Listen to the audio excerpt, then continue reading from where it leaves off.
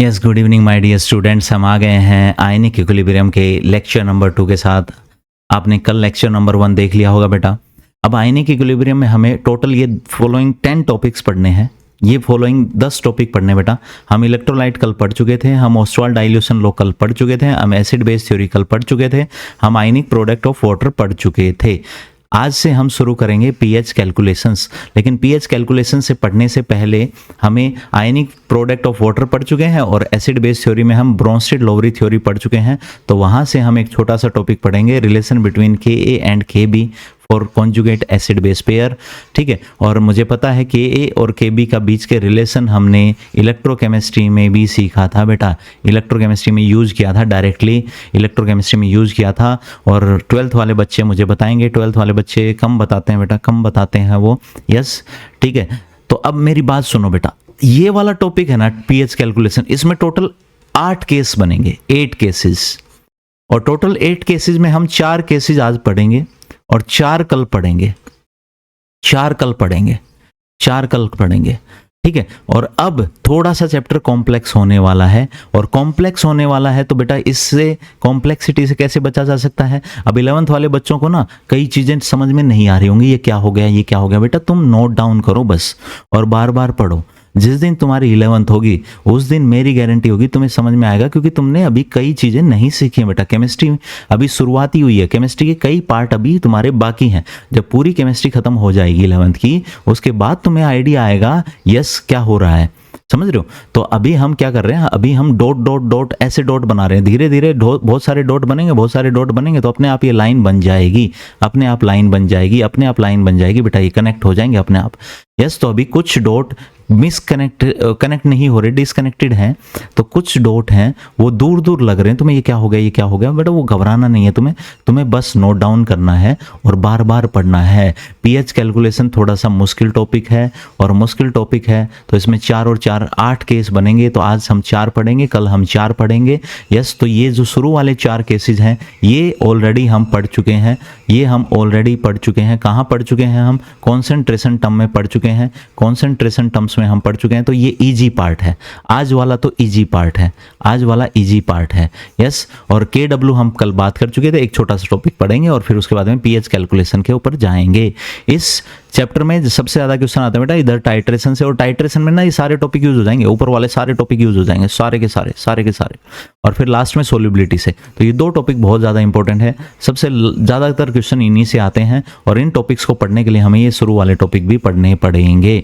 Yes, question यहाँ से भी आते हैं, कोई यूँ सोचे ना यहाँ से नहीं आते, यहाँ से भी खूब क्वेश्चन आते हैं। कल मैंने तुम्हें एक क्वेश्चन भेजा है, देख लो, वो भी आया है। और आज एक क्वेश्चन और करेंगे। ठीक है, तो 2025 के जितने भी क्वेश्चन तुम इजीली कर पाओगे उसमें 50% क्वेश्चन यहाँ तक भी आए हैं, यहाँ तक भी आए हैं। लेकिन मोस्टली क्वेश्चन बेटा हर एग्जाम में जब हम बात करते हैं तो वो ज़्यादातर क्वेश्चन इस पार्ट से आते हैं। ठीक है, जेई मेंस में भी सोल्यूबिलिटी से खूब क्वेश्चन आए हैं, यस क्लियर है। टाइट्रेशन से खूब क्वेश्चन आए हैं, जेई एडवांस में तो आते ही हैं, यस क्लियर है। तो पीएच कैलकुलेशन में टोटल 8 केस पढ़ेंगे। टोटल 8 केसेस पढ़ने के बाद हम सोल्ट हाइड्रोलिसिस पढ़ेंगे, फिर बफर सॉल्यूशन, इंडिकेटर, टाइट्रेशन और सोल्यूबिलिटी। यस, टाइट्रेशन में सारे टॉपिक यूज हो जाएंगे बेटा, यस क्लियर है। तो अब मुझे एक बात बताओ, देखो एक बात और सुनो बेटा, ये जो टॉपिक हम पढ़ रहे हैं ना आयनिक इक्विलिब्रियम में अब तुम ना डेली एक रूल बना लो। जब तक आयनिक इक्विलिब्रियम चलेगा तब तक हम पूरा आयनिक इक्विलिब्रियम पहले लेक्चर से लेके लास्ट लेक्चर तक पूरा पढ़ेंगे। जैसे मान लो आज लेक्चर नंबर 2 है, लेक्चर नंबर 2 पढ़ रहे हो तो तुम कॉपी निकालो और कॉपी निकाल के पहले आयनिक इक्विलिब्रियम के पहले पेज से स्टार्ट करो। फर्स्ट पेज से जो तुमने कल लिखा था वो पढ़ो एक बार, फिर अगला पेज, अगला पेज, अगला पेज। तो लेक्चर नंबर 1 जैसे ही कंप्लीट होता है फिर लेक्चर नंबर 2 देखना शुरू करो। सेम इसी तरह कल हम लेक्चर नंबर 3 लेके आएंगे, तो लेक्चर नंबर 3 लेके आएंगे तो लेक्चर 1 और लेक्चर 2 पहले रिवाइज करो अच्छे तरीके से, फिर उसके बाद लेक्चर 3 शुरू करो। इसी तरह से लेक्चर 4 आएगा तो तुम लेक्चर 1, लेक्चर 2, लेक्चर 3 तीनों को अच्छे तरीके से रिवाइज करो, फिर लेक्चर 4 देखना। ठीक है, यस। तो मैं कोशिश करूंगा इसको 7 से 8 या 9 या 10 लेक्चर में कंप्लीट कर दूं, 10 लेक्चर में कंप्लीट कर दूं। यस क्लियर है, डन। ठीक है, तो सर ये 4 टॉपिक तो हो ही चुके थे, तो ये 6 टॉपिक में इतना टाइम लगेगा क्या। मैं सोचा कि ये 4 टॉपिक तो हो चुके हैं तो बाकी ये 4 आज हो जाएंगे, 8 और फिर 2 ही बचेंगे। तो मतलब 3 दिन में ख़त्म हो जाना चाहिए था बेटा, 3 दिन में ख़त्म नहीं होगा बेटा, 3 दिन में ख़त्म नहीं होगा। पहले वाला तो बेस था ना, इसीलिए थोड़ा जल्दी हो जाता है। यस, तो अगला आज का हेडिंग है बेटा रिलेशन बिटवीन लिखो, relation between AA and KB और conjugate एसिड बेस पेयर। लिखो बेटा, लिखो।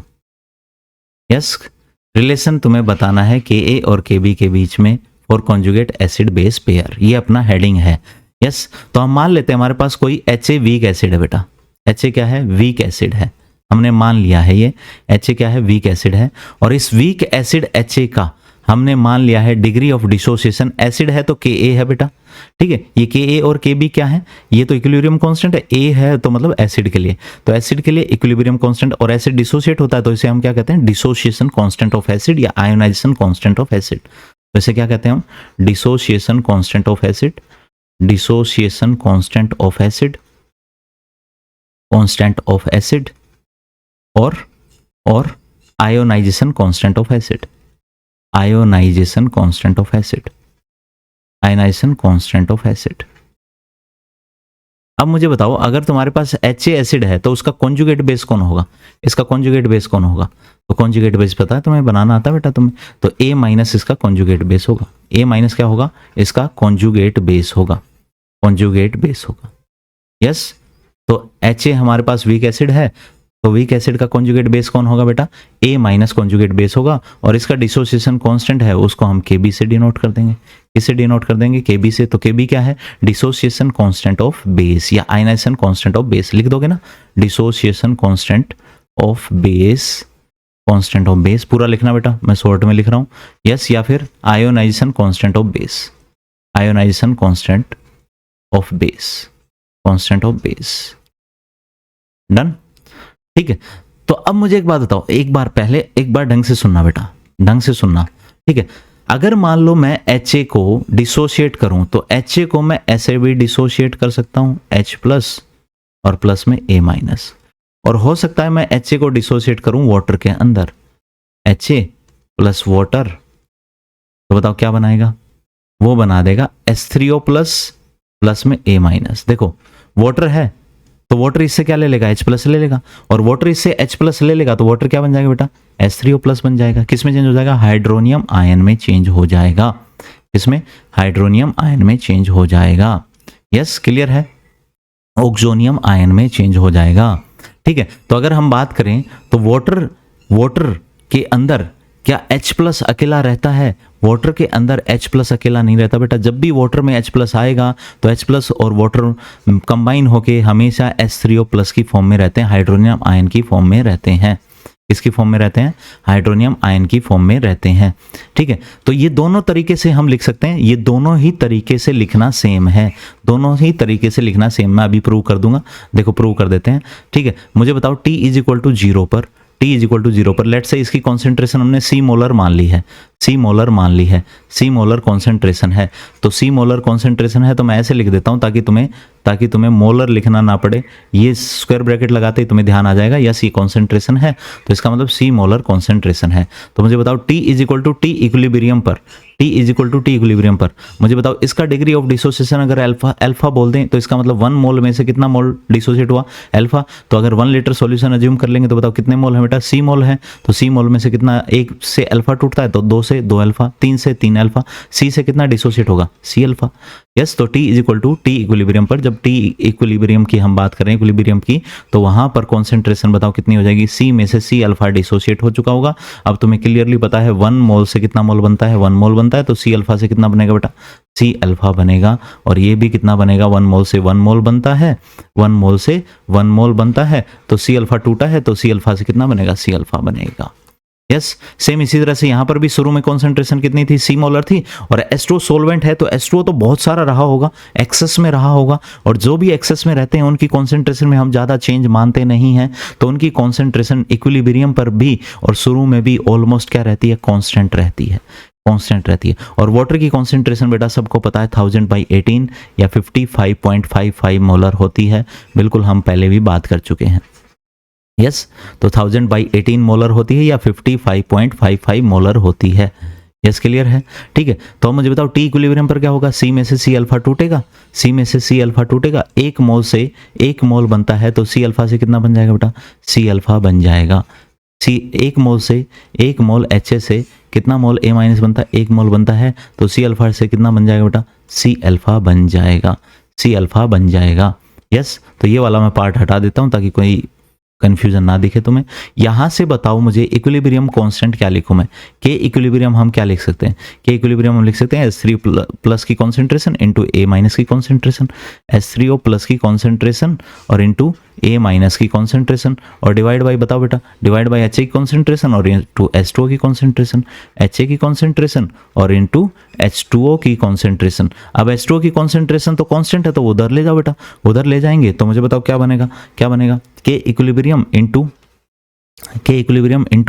H2O की कॉन्सेंट्रेशन, वो किसके बराबर आ जाएगा बेटा, वो आ जाएगा S3O प्लस की कॉन्सेंट्रेशन इंटू ए माइनस की कॉन्सेंट्रेशन और डिवाइड बाई HA की कॉन्सेंट्रेशन, HA की कॉन्सेंट्रेशन। यस, क्लियर है। तो अगर इसको हम लिखें तो बेटा इसको हम लिख सकते हैं के ए, क्योंकि ये भी कांस्टेंट है और ये भी कांस्टेंट है तो इन दोनों से एक नया कांस्टेंट है, उसी को हमने क्या बोला, के ए बोला है, डिसोसिएशन कांस्टेंट ऑफ एसिड। तो यहाँ से के ए की वैल्यू कितनी आई है, के ए की वैल्यू हमारी आई है S3O प्लस की कॉन्सेंट्रेशन इंटू ए माइनस की कॉन्सेंट्रेशन, S3O प्लस की कॉन्सेंट्रेशन इंटू ए माइनस की कॉन्सेंट्रेशन डिवाइड बाई HA की कॉन्सेंट्रेशन, डिवाइड बाई HA की कॉन्सेंट्रेशन।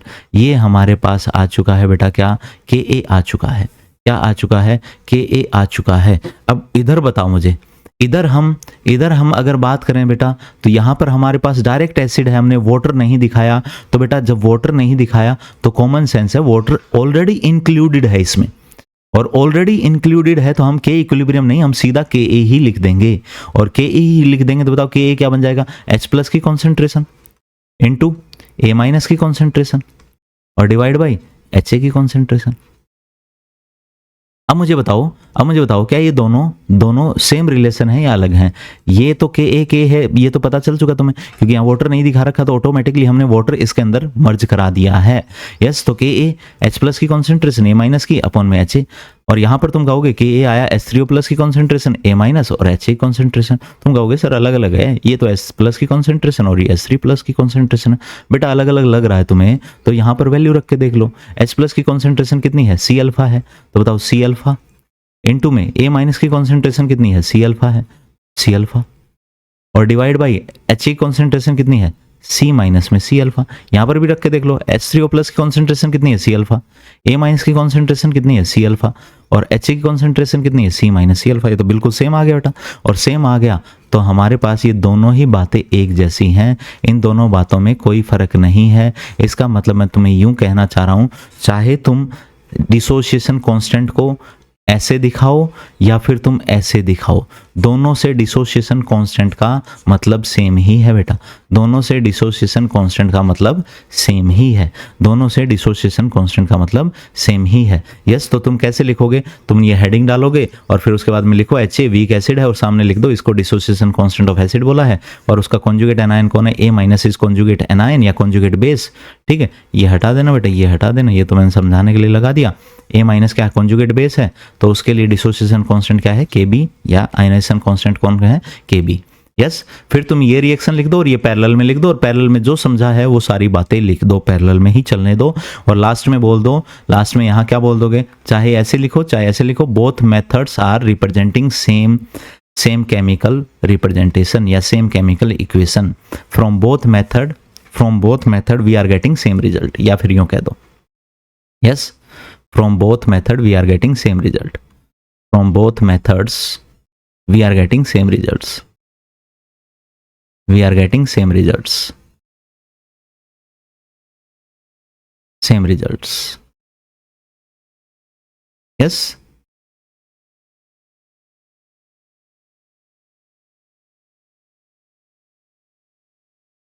डन बेटा। तो सबसे पहले ये लाइन लिखी और ये लाइन लिख के, और अब हम ये बात कर चुके हैं कि के ए तो दोनों से सेम ही आएगा, चाहे हम डायरेक्ट डिसोसिएशन दिखाएं HA का या वाटर के थ्रू दिखाएं। अगर डायरेक्ट दिखाएंगे तो के डायरेक्टली ले लेंगे बेटा, और वाटर के साथ दिखाएंगे तो वाटर को इधर मर्ज करा के और फिर के लिख लेंगे। बस इतनी ही बात है और कोई बात नहीं है, और कोई भी बात नहीं है। यस, तो चलो अब हम शुरू करते हैं। अब हम के और के में रिलेशन निकालते हैं for their conjugate acid base pair. Yes, तो सबसे पहले हमने मान लिया है।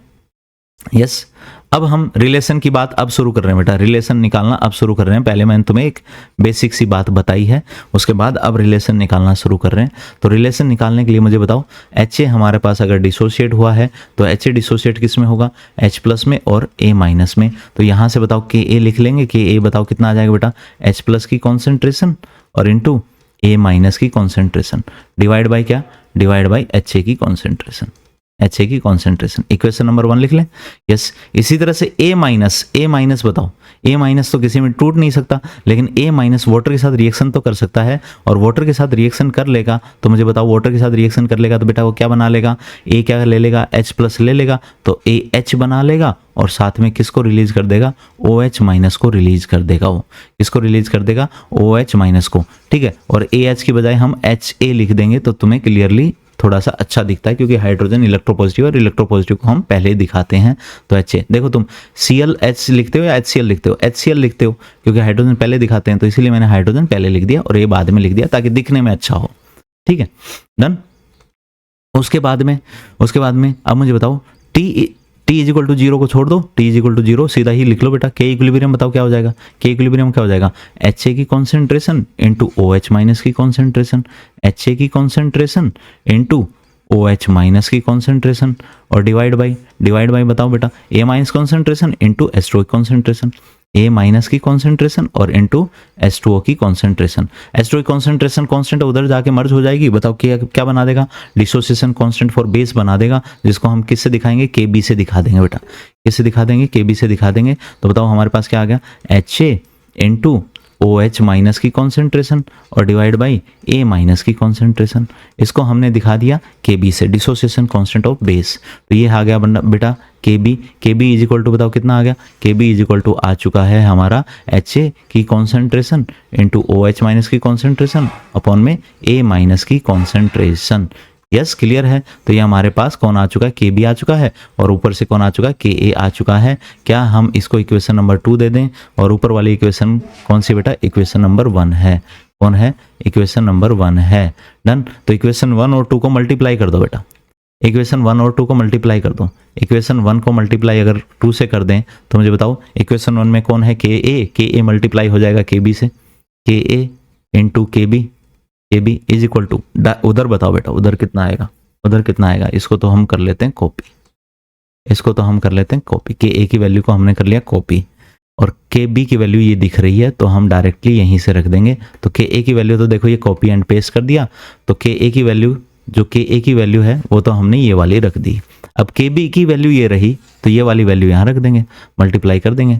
यस, तो बताओ KB की वैल्यू रखो बेटा, KB की मल्टीप्लाई करो, ठीक है। कौन है, HA है इंटू OH माइनस की कॉन्सेंट्रेशन है और डिवाइड बाई A माइनस की कॉन्सेंट्रेशन है। यस, कौन है बेटा, A माइनस की कॉन्सेंट्रेशन है, डन। तो अब मुझे बताओ, काटो कौन कट गया, देखो A minus concentration cancel, HA से HA की कॉन्सेंट्रेशन कैंसिल, तो बताओ क्या आ गया, oh my god, KA into KB is equal to H plus की कॉन्सेंट्रेशन इंटू OH माइनस की कॉन्सेंट्रेशन। सर ये KA इंटू KB ये तो हमें पता है कौन है बेटा, ये तो आयनिक प्रोडक्ट ऑफ वाटर है, तो KA इंटू KB कितना आ चुका है, KW के बराबर आ चुका है। KA इंटू KB किसके बराबर आ चुका बेटा, KW के बराबर आ चुका है। बताओ इसमें कोई दिक्कत है तो मुझे बताओ, KA इंटू KB किसके बराबर आ चुका है, KW के बराबर आ चुका है। और मुझे बताओ रूम टेम्परेचर पर KW कितना होता है, 10 की पावर -14। यस, तो एट रूम टेम्परेचर हमें पता है 25 डिग्री सेल्सियस पर। अच्छा एक बात और बेटा, जब भी वो टेम्परेचर मेंशन नहीं करता तो हमारे 2 चैप्टर हैं, 2 चैप्टर कौन कौन से, एक तो आयनिक इक्विलिब्रियम और एक इलेक्ट्रोकेमिस्ट्री। दोनों चैप्टर में अगर टेम्परेचर मेंशन नहीं कर रखा तो तुम्हें 25 डिग्री सेल्सियस टेम्परेचर ही अज्यूम करना है। If temperature is not given in ionic equilibrium, और 12th क्लास में एक चैप्टर आता है इलेक्ट्रोकेमिस्ट्री, उन दोनों में ही हमें कितना टेम्परेचर अज्यूम करना होता है, 25 डिग्री सेल्सियस अज्यूम करना होता है। तो 25 डिग्री सेल्सियस पर बताओ KW कितना होता है, 10⁻⁻14 होता है। यस, कितना होता है बेटा, 10⁻⁻14 होता है। यस, तो मुझे बताओ Ka इंटू KB की वैल्यू कितनी आ चुकी है, Ka इंटू KB की वैल्यू आ चुकी है 10⁻14 eight room temperature, eight room temperature, eight room temperature. Clear है? एक क्वेश्चन कर दो बेटा, एक क्वेश्चन कर दो, एक क्वेश्चन कर दो। अच्छा एक बात और, एक बात और, ये Ka और Kb है ना, ये Ka ये डिसोसिएशन कांस्टेंट ऑफ एसिड है और उसी का कॉन्जुगेट बेस का Kb है। ये यूं नहीं कि Ka किसी दूसरे एसिड का है, Kb किसी दूसरे एसिड का है और फिर तुम मल्टीप्लाई करके ये रिलेशन लगा रहे हो। नहीं, ये रिलेशन तभी वैलिड है जब Ka और Kb दोनों सेम एसिड के कॉन्जुगेट पेयर्स हैं। मतलब अगर ये हमारे एसिड है तो उसका कॉन्जुगेट बेस है, उसका Kb होना चाहिए ये। यस, ये Kb जिस बेस का है उसके कॉन्जुगेट एसिड का Ka होना चाहिए। यस, क्लियर है? यस, जैसे एग्जांपल से अगर हम बात करें तो एक क्वेश्चन की बात हम कर लेते हैं, एक क्वेश्चन की हम बात कर लेते हैं, एक क्वेश्चन की बात कर लेते हैं। लेट्स से Ka की वैल्यू दे दी बेटा, Ka की वैल्यू दे दी है 1.8 इंटू 10⁻⁻5 दे दी है। लेट्स से किसके लिए, एसिटिक एसिड के लिए, for acetic acid, for acetic acid 1.8 into 10⁻5 दे दी है। और अब मैं तुमसे Kb पूछ रहा हूं तो Kb बताओ इसका कॉन्जुगेट बेस कौन होगा, एसीटेट एनायन होगा। तो इसी का तो Kb पूछा जा सकता है, तो इसका Kb क्या होगा, इसका Kb क्या होगा? तो तुम्हें पता है Ka इंटू Kb कितना होता है, H plus into OH minus, मतलब 10⁻⁻14 होता है। तो Ka इंटू, अभी भी निकाला ना बेटा तुमने, Ka इंटू Kb ये रहा, Ka इंटू Kb कितना होता है, 10⁻⁻14 होता है। तो Ka into Kb is equal to कितना, 10⁻⁻14, और Ka की वैल्यू दे ही रखी है तो Kb बताओ कितना हो जाएगा, Kb अपना हो जाएगा, Kb अपना हो जाएगा, Kb अपना हो जाएगा, Kb अपना हो जाएगा 10⁻⁻14 डिवाइड बाई Ka। Ka की वैल्यू कितनी है बेटा, Ka की वैल्यू कितनी है, 10⁻⁻14 डिवाइड बाई 1.8 इंटू 10⁻⁻5। सोल्व कर लोगे कि नहीं कर लोगे? यस, सोल्व कर लेंगे हम, सोल्व कर लेंगे तो बताओ बेटा कितना बन जाएगा, सोल्व कर लेंगे तो ये 10⁻⁻5 ऊपर जाके 10⁻+5 बन जाएगा। तो 1/1.8 इंटू 10⁻⁻9, यस, 1 इंटू 10⁻⁻9 अपॉन में 1.8, यही आंसर आ जाएगा। सोल्व कर लेना बेटा, सोल्व कर लेना, सोल्व कर लोगे ना, सोल्व कर लोगे? यस, आंसर आ जाएगा, आंसर आ जाएगा। यस, क्लियर है? तो ये हमारा पहला टॉपिक हमने बात कर ली है बेटा।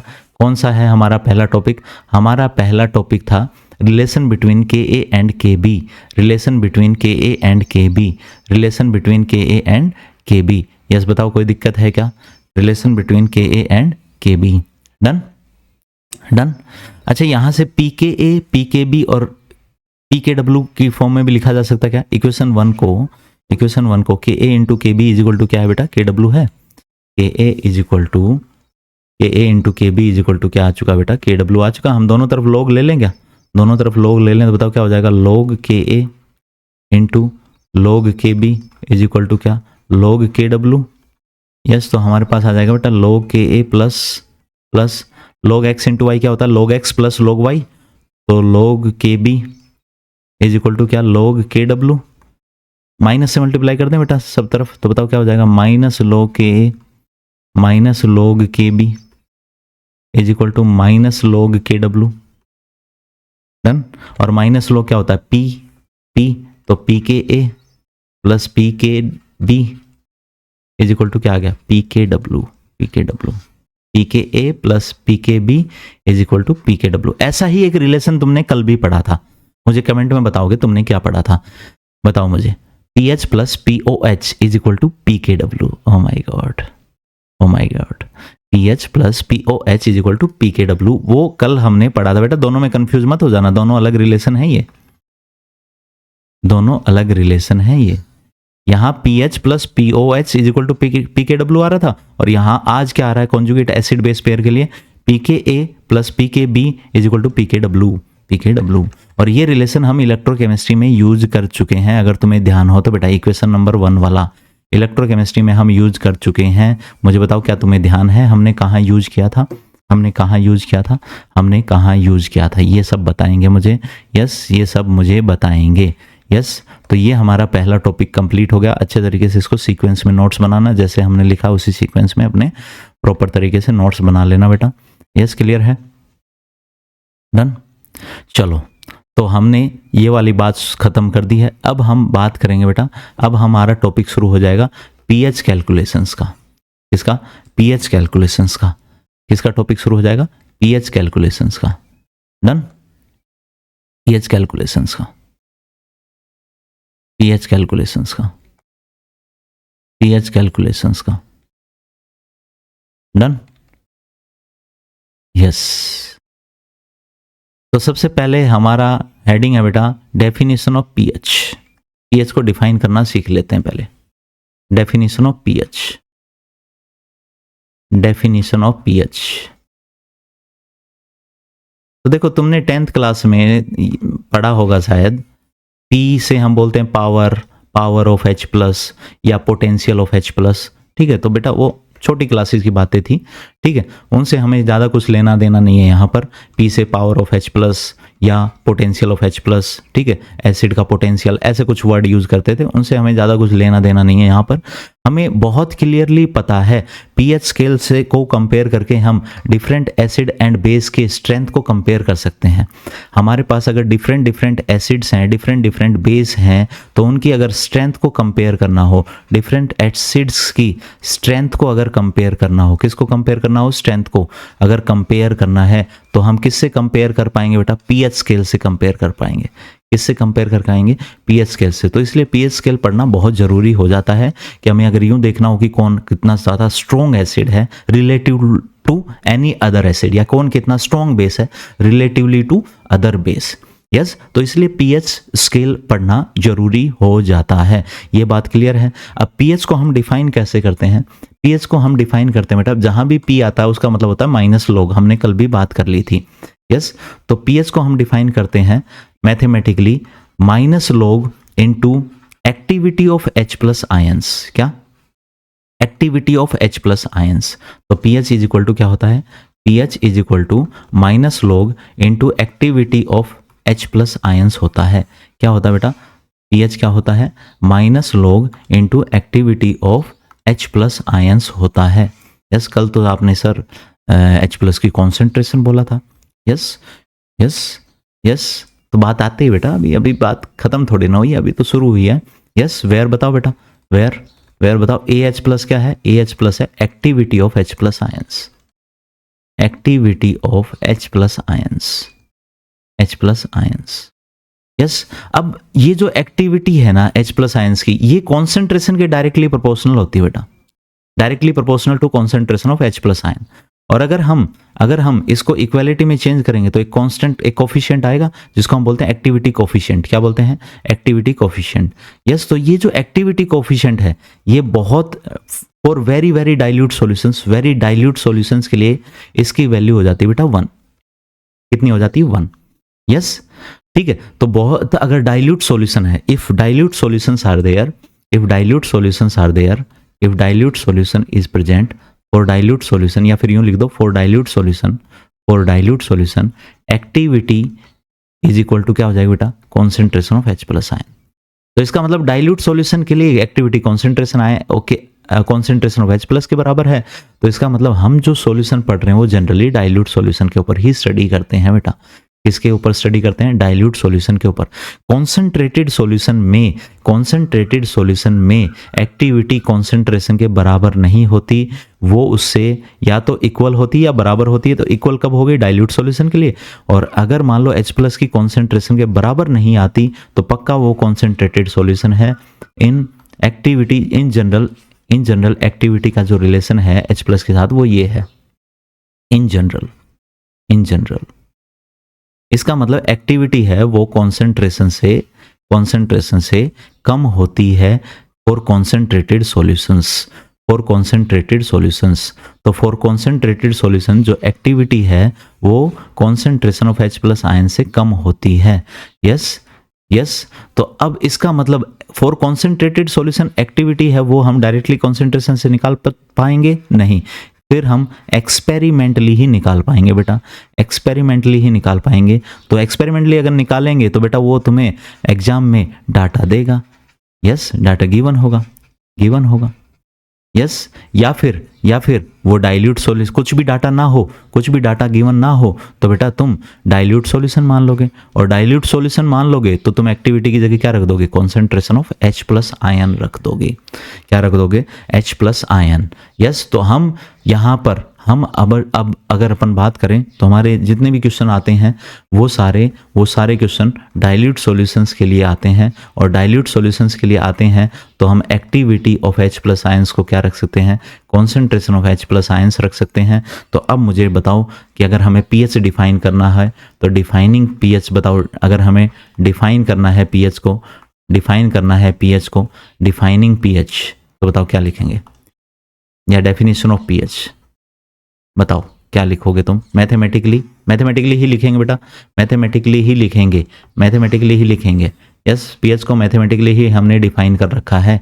तो बताओ तुम क्या लिख दोगे, बताओ pH क्या लिख दोगे बेटा, बताओ। pH minus log of H plus की कॉन्सेंट्रेशन के बराबर होती है pH, ये लिखना है, ये लिखना है।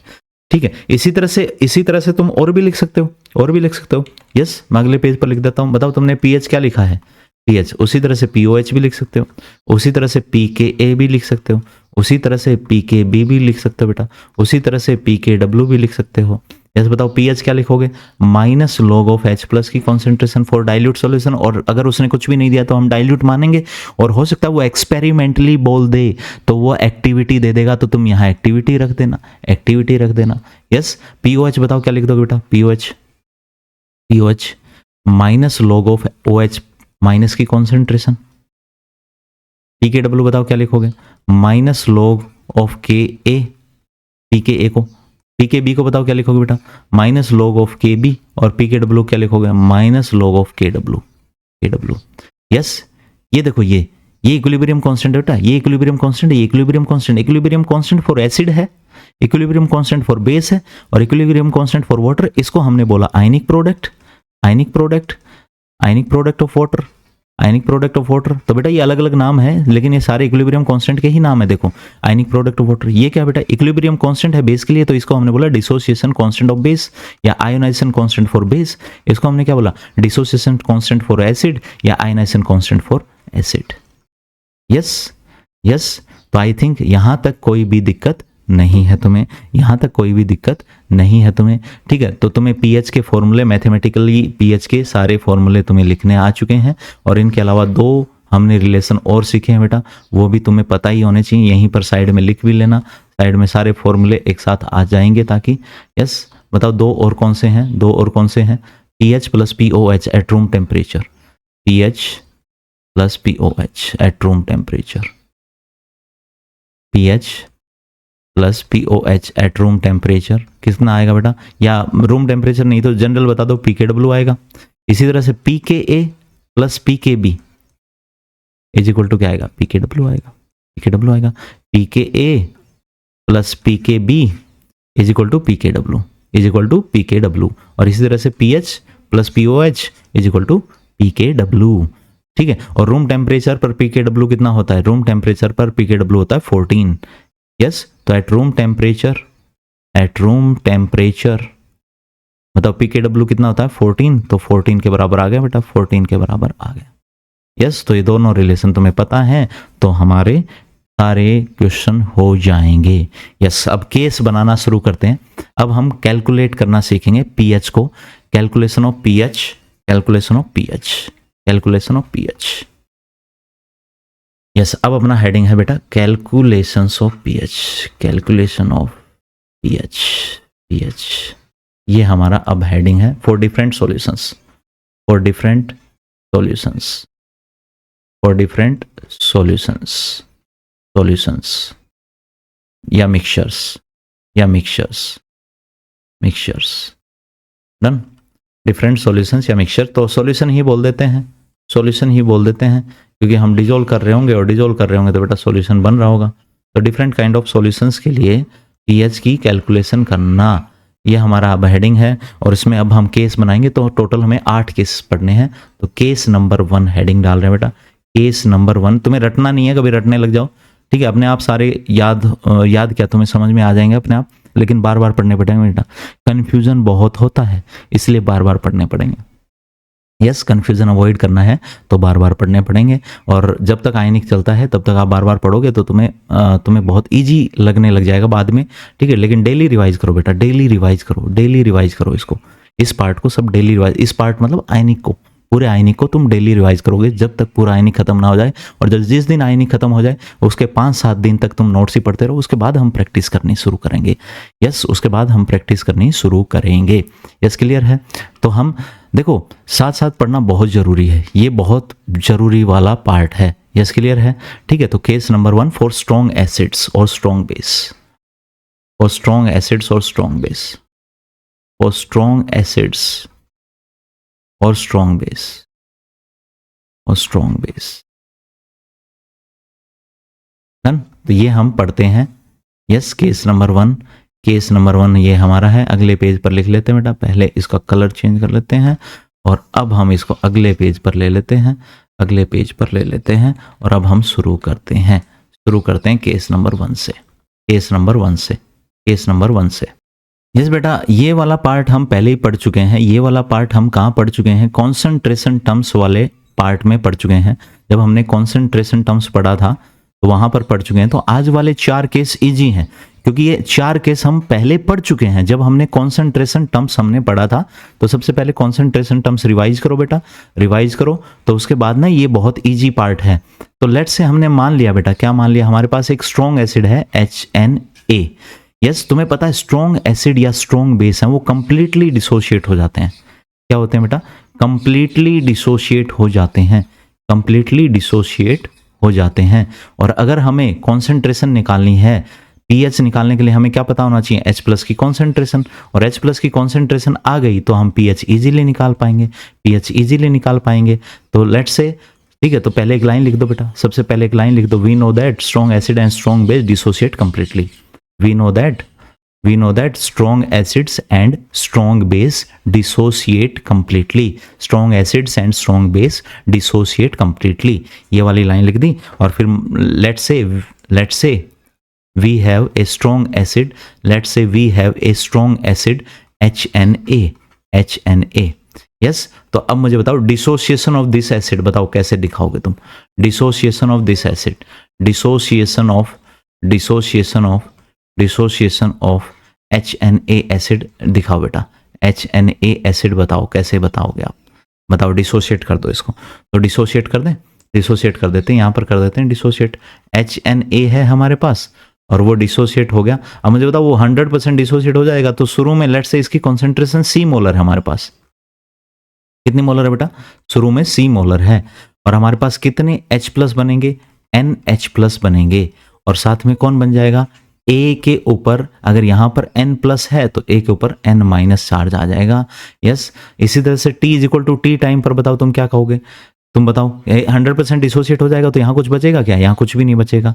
यस, अब मुझे बताओ 1 मोल से कितना मोल बनता है, N मोल बनते हैं, तो C से कितने बनेंगे बेटा, C से N टाइम्स C बनेंगे, मतलब N × C बनेंगे, N × C बनेंगे। यस, फिर उसके बाद में मुझे बताओ 1 मोल से कितना बनता है, 1 बनता है, तो C से कितने बनेंगे, C बन जाएंगे, C से कितने बन जाएंगे बेटा, C बन जाएंगे, C बन जाएंगे। मोलैरिटी लेंगे तो 1 लीटर मान लेंगे, 1 लीटर मान लेंगे, 1 लीटर मान लेंगे। यस यस, तो मोलैरिटी लेंगे तो ऑब्वियसली 1 लीटर के हिसाब से हम मान रहे हैं। यहाँ तक कोई दिक्कत है तो मुझे बताओ। अब मुझे बताओ यहाँ पर H+ की कॉन्सेंट्रेशन कितनी आ चुकी है, H+ की कॉन्सेंट्रेशन डिजोल्व करने के बाद कितनी आ चुकी है, ये रही बेटा, ये रही। बताओ H+ की कॉन्सेंट्रेशन कितनी आ चुकी है, N × C आ चुकी है, N × C आ चुकी है, N × C आ चुकी है, और N × C आ चुकी है। तो मुझे बताओ pH क्या हो जाएगा, pH होता है -log ऑफ H+ की कॉन्सेंट्रेशन, -log ऑफ H+ की कॉन्सेंट्रेशन, तो -log एज इट इज, और H+ की कॉन्सेंट्रेशन कितनी है बेटा, N × C है, तो N × C आ जाएगा, N × C आ जाएगा। यस, तो pH तुमने निकाल ली है स्ट्रॉन्ग एसिड की, बहुत इजीली निकाल लोगे तुम, बहुत इजीली निकाल लोगे तुम, बहुत इजीली निकाल लोगे तुम। यस, बताओ कोई दिक्कत है क्या? तुमने स्ट्रॉन्ग एसिड की पीएच निकालनी सीख ली है, तुम्हें स्ट्रॉन्ग एसिड की पीएच निकालनी पहले से आती थी, क्योंकि कॉन्सेंट्रेशन निकालनी सीखनी है। कॉन्सेंट्रेशन तुम इजीली निकाल लोगे बेटा। क्या करोगे, यहाँ से मोल निकाल लो टोटल, और क्योंकि हमने 1 लीटर में मान रखे तो जो मोल माने हैं वही मोलरिटी मानी है, तो अगर हम सी मोलर मान लेंगे तो सी मोलर से कितना मोलर बना, n इंटू सी मोलर बना, n इंटू सी मोलर बना, n इंटू सी मोलर बना। अगर यहाँ पर 2 होता तो बेटा 2 आ जाता, तो 2 सी मोलर हो जाता, 3 H होते तो 3 निकल जाते। यस क्लियर है, यस क्लियर है। सेम इसी तरह से हम स्ट्रॉन्ग बेस मान लेते हैं। लेट से हमारे पास स्ट्रॉन्ग बेस है BOH की OHN, ये है, तो वही डिसोशिएट कर दोगे तुम। बताओ स्ट्रॉन्ग बेस है तो T इज इक्वल टू 0 पर हमने कहा इसकी कॉन्सेंट्रेशन सी मोलर थी, तो बताओ किस में टूटेगा बेटा, वो NOH माइनस में टूट जाएगा। NOH माइनस में टूट जाएगा तो B के ऊपर क्या आएगा, पॉजिटिव चार्ज आएगा, और पॉजिटिव चार्ज कितना आएगा, +N आएगा, क्योंकि +N यहाँ पर और -N यहाँ पर, तभी तो क्या होगा, ओवरऑल न्यूट्रल होगा। और यहाँ पर देखो न्यूट्रल ही तो है, तो इधर चार्ज और इधर चार्ज बराबर आना चाहिए, तो इसलिए मैंने यहाँ पर +N लिखा है, क्योंकि ये टोटल -N है। डन। अब टी टाइम पर जब ये पूरा डिसोशिएट हो चुका होगा तो यहाँ कुछ बचेगा, कुछ नहीं बचेगा। अब मुझे बताओ 1 मोल से कितना मोल बन रहा है, 1 बन रहा है, तो सी से कितना बन जाएगा बेटा, सी, ठीक है। 1 मोलर से कितना मोलर बनता, 1 मोलर से 1 मोलर बनता, तो सी मोलर से कितना बनेगा, सी मोलर बन जाएगा, सी मोलर बन जाएगा, तो सी मोलर बन जाएगा, तो यहाँ पर हमारे पास सी मोलर आ गया। यस, यहाँ पर बताओ मुझे 1 मोलर से कितना बनता है, एन बनता है, तो सी से कितना बन जाएगा बेटा, एन इंटू सी मोलर बन जाएगा। डन। तो अब मुझे बताओ OH माइनस की कॉन्सेंट्रेशन, OH माइनस की कॉन्सेंट्रेशन कितनी आ जाएगी, OH माइनस की कॉन्सेंट्रेशन कितनी आ जाएगी, बताओ। OH माइनस की कॉन्सेंट्रेशन टी टाइम पर तुम्हें कॉन्सेंट्रेशन बिल्कुल क्लियरली दिख रही है, बिल्कुल क्लियरली दिख रही है बेटा, कितनी, N into C molar, N into C molar, N into C molar. तो मुझे बताओ POH निकाल लेंगे यहाँ से, POH क्या आ जाएगा, minus log of OH minus की कॉन्सेंट्रेशन, और OH माइनस की कॉन्सेंट्रेशन तो ये रही बेटा कितनी, NC, तो बताओ कितना आ जाएगा, POH आ जाएगा minus log of N into C, N into C. Yes, तो ये POH आ गया, ये कौन आ गया, POH। लेकिन हमें तो pH निकालना है, बेस के लिए क्या निकालना है, pH। तो at room temperature we know that, या रूम टेम्परेचर भी ना लो, तो तुम्हें पता ही है एक बात, वी नो दैट। बताओ क्या पता है तुम्हें बहुत अच्छे तरीके से बताया बेटा, pH plus POH is equal to PKW होता है। क्या होता है, PKW होता है, और रूम टेम्परेचर पर PKW कितना होता है, 14 होता है, ठीक है। तो एट रूम टेम्परेचर या 25 डिग्री पर, ठीक है, pH plus POH is equal to कितना हो जाएगा, 14 हो जाएगा। तो POH दिया, हमें pH निकालना है। क्या निकालना है, ये POH नहीं निकालना, हमें pH निकालना है। बेस के लिए भी pH ही निकालना है, पहले POH निकालोगे और फिर इस रिलेशन को यूज करके तुम pH निकालोगे, ठीक है। तो मुझे बताओ क्वेश्चन, आप बताओ बेटा क्या बन जाएगा। Yes, pH is equal to क्या हो जाएगा, 14 माइनस POH, 14 माइनस, और POH की वैल्यू अभी है बेटा, POH की वैल्यू क्या है, माइनस ऑफ दिस, कॉपी कर लेते हैं, वहां जाके पेस्ट कर देंगे, और ये कर दिया बेटा अपन ने पेस्ट। बताओ माइनस क्या हो गया, प्लस हो गया। तो pH अपना आ चुका है for strong base 14 plus log of N into C की कॉन्सेंट्रेशन। यस, तुम इजीली निकाल लोगे, सब हमने पढ़ रखा है बेटा, ये सब हमने पढ़ रखा है। यस, तो यहाँ पर अपना केस नंबर 1 कंप्लीट हो गया।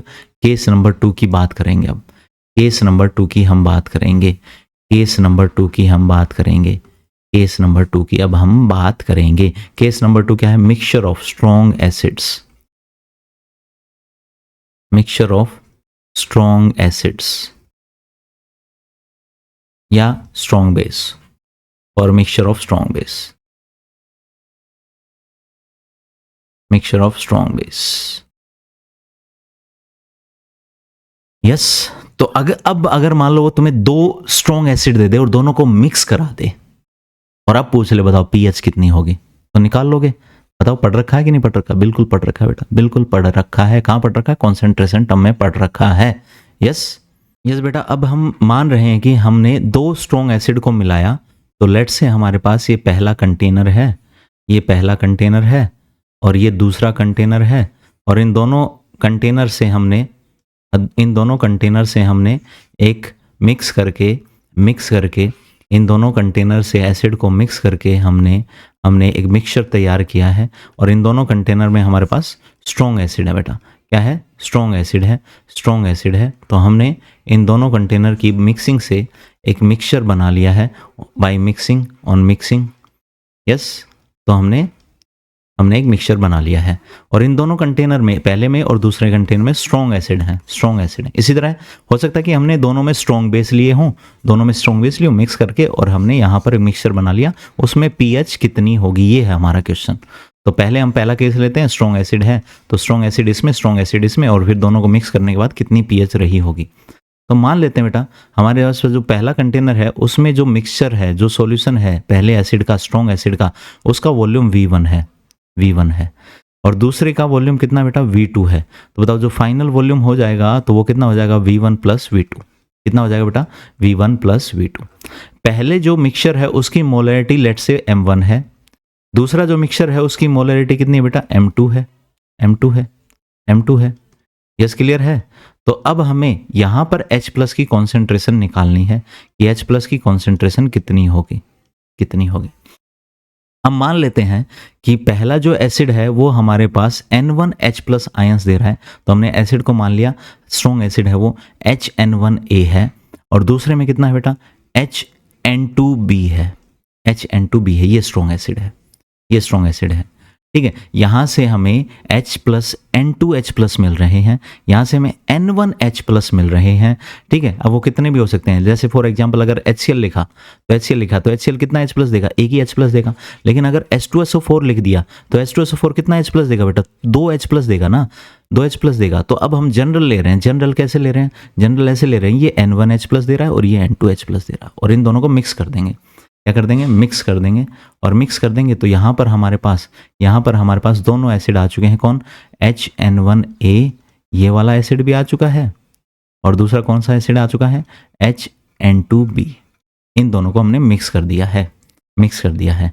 तो अब तुम्हें पता है, अब हमें कंजर्वेशन ऑफ मोल्स लगाना है। इसमें जितने H प्लस के मोल्स होंगे उतने H प्लस के मोल्स, इसमें जितने H प्लस के मोल होंगे और इसमें जितने H प्लस के मोल होंगे उन दोनों को ऐड कर देंगे, और उतने ही H प्लस के मोल्स इस पूरे मिक्सचर में होंगे दोनों को ऐड करने के बाद। यस, तो हमें पता है, हमें क्या पता बेटा? हम कंजर्वेशन लगा सकते हैं। क्या लगा सकते हैं? Conservation of moles. Yes, conservation of moles.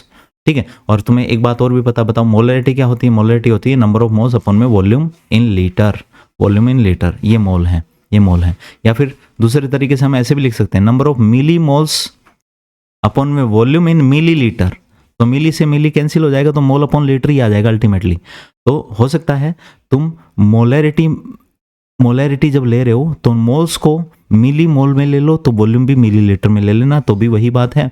और अगर मोल ले रहे हो तो बेटा नीचे लीटर ले लेना। यस, अगर मिली मोल ले रहे हो तो नीचे ml ले लेना, और अगर मोल ले रहे हो तो नीचे लीटर ले लेना। डन। तो पहले में मोल बता दो मुझे, पहले में तुम्हें मोल बता दिया। ये लीटर है, मान लो ये मोलरिटी मोलर है डायरेक्टली। ठीक है, तो तुम्हें क्लियरली पता है बेटा, बताओ क्या तुम्हें क्लियरली पता है? अगर हम बात करें तो इसके कितने मोल बन जाएंगे, पहले तो वो बता दो। तो इसके मोल बन जाएंगे मोलरिटी इनटू वॉल्यूम। लेकिन क्या इसके जितने मोल बनेंगे उसी से H प्लस की कॉन्सेंट्रेशन आएगी, या N1 से हमें मल्टीप्लाई करना पड़ेगा?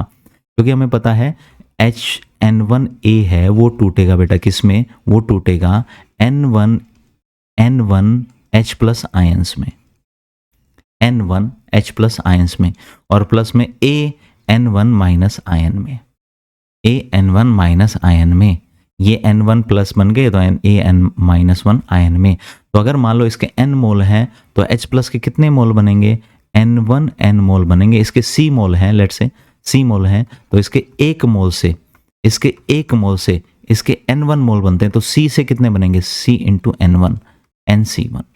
यस, और हमें मोल निकालना आता है, मोल यहाँ से निकाल लेंगे, तो C की वैल्यू कितनी हो जाएगी? M1V1, तो M1V1, तो बताओ H प्लस K मोल कितने हो जाएंगे, N1 इंटू सी, सी की जगह क्या, M1V1, N1V1। Yes yes yes. तो अब मैं डायरेक्ट लिख रहा हूँ बेटा, ये तुम्हें आता है, ये तुम्हें आता है, तुमने कहाँ सीखा था, कॉन्सेंट्रेशन टर्म्स में सीखा था, कॉन्सेंट्रेशन टर्म्स में सीखा था। तो इसके नीचे एक लाइन लिखोगे, क्या लिखोगे, by we know that conservation of, we know that number of moles are conserved, number of moles are conserved,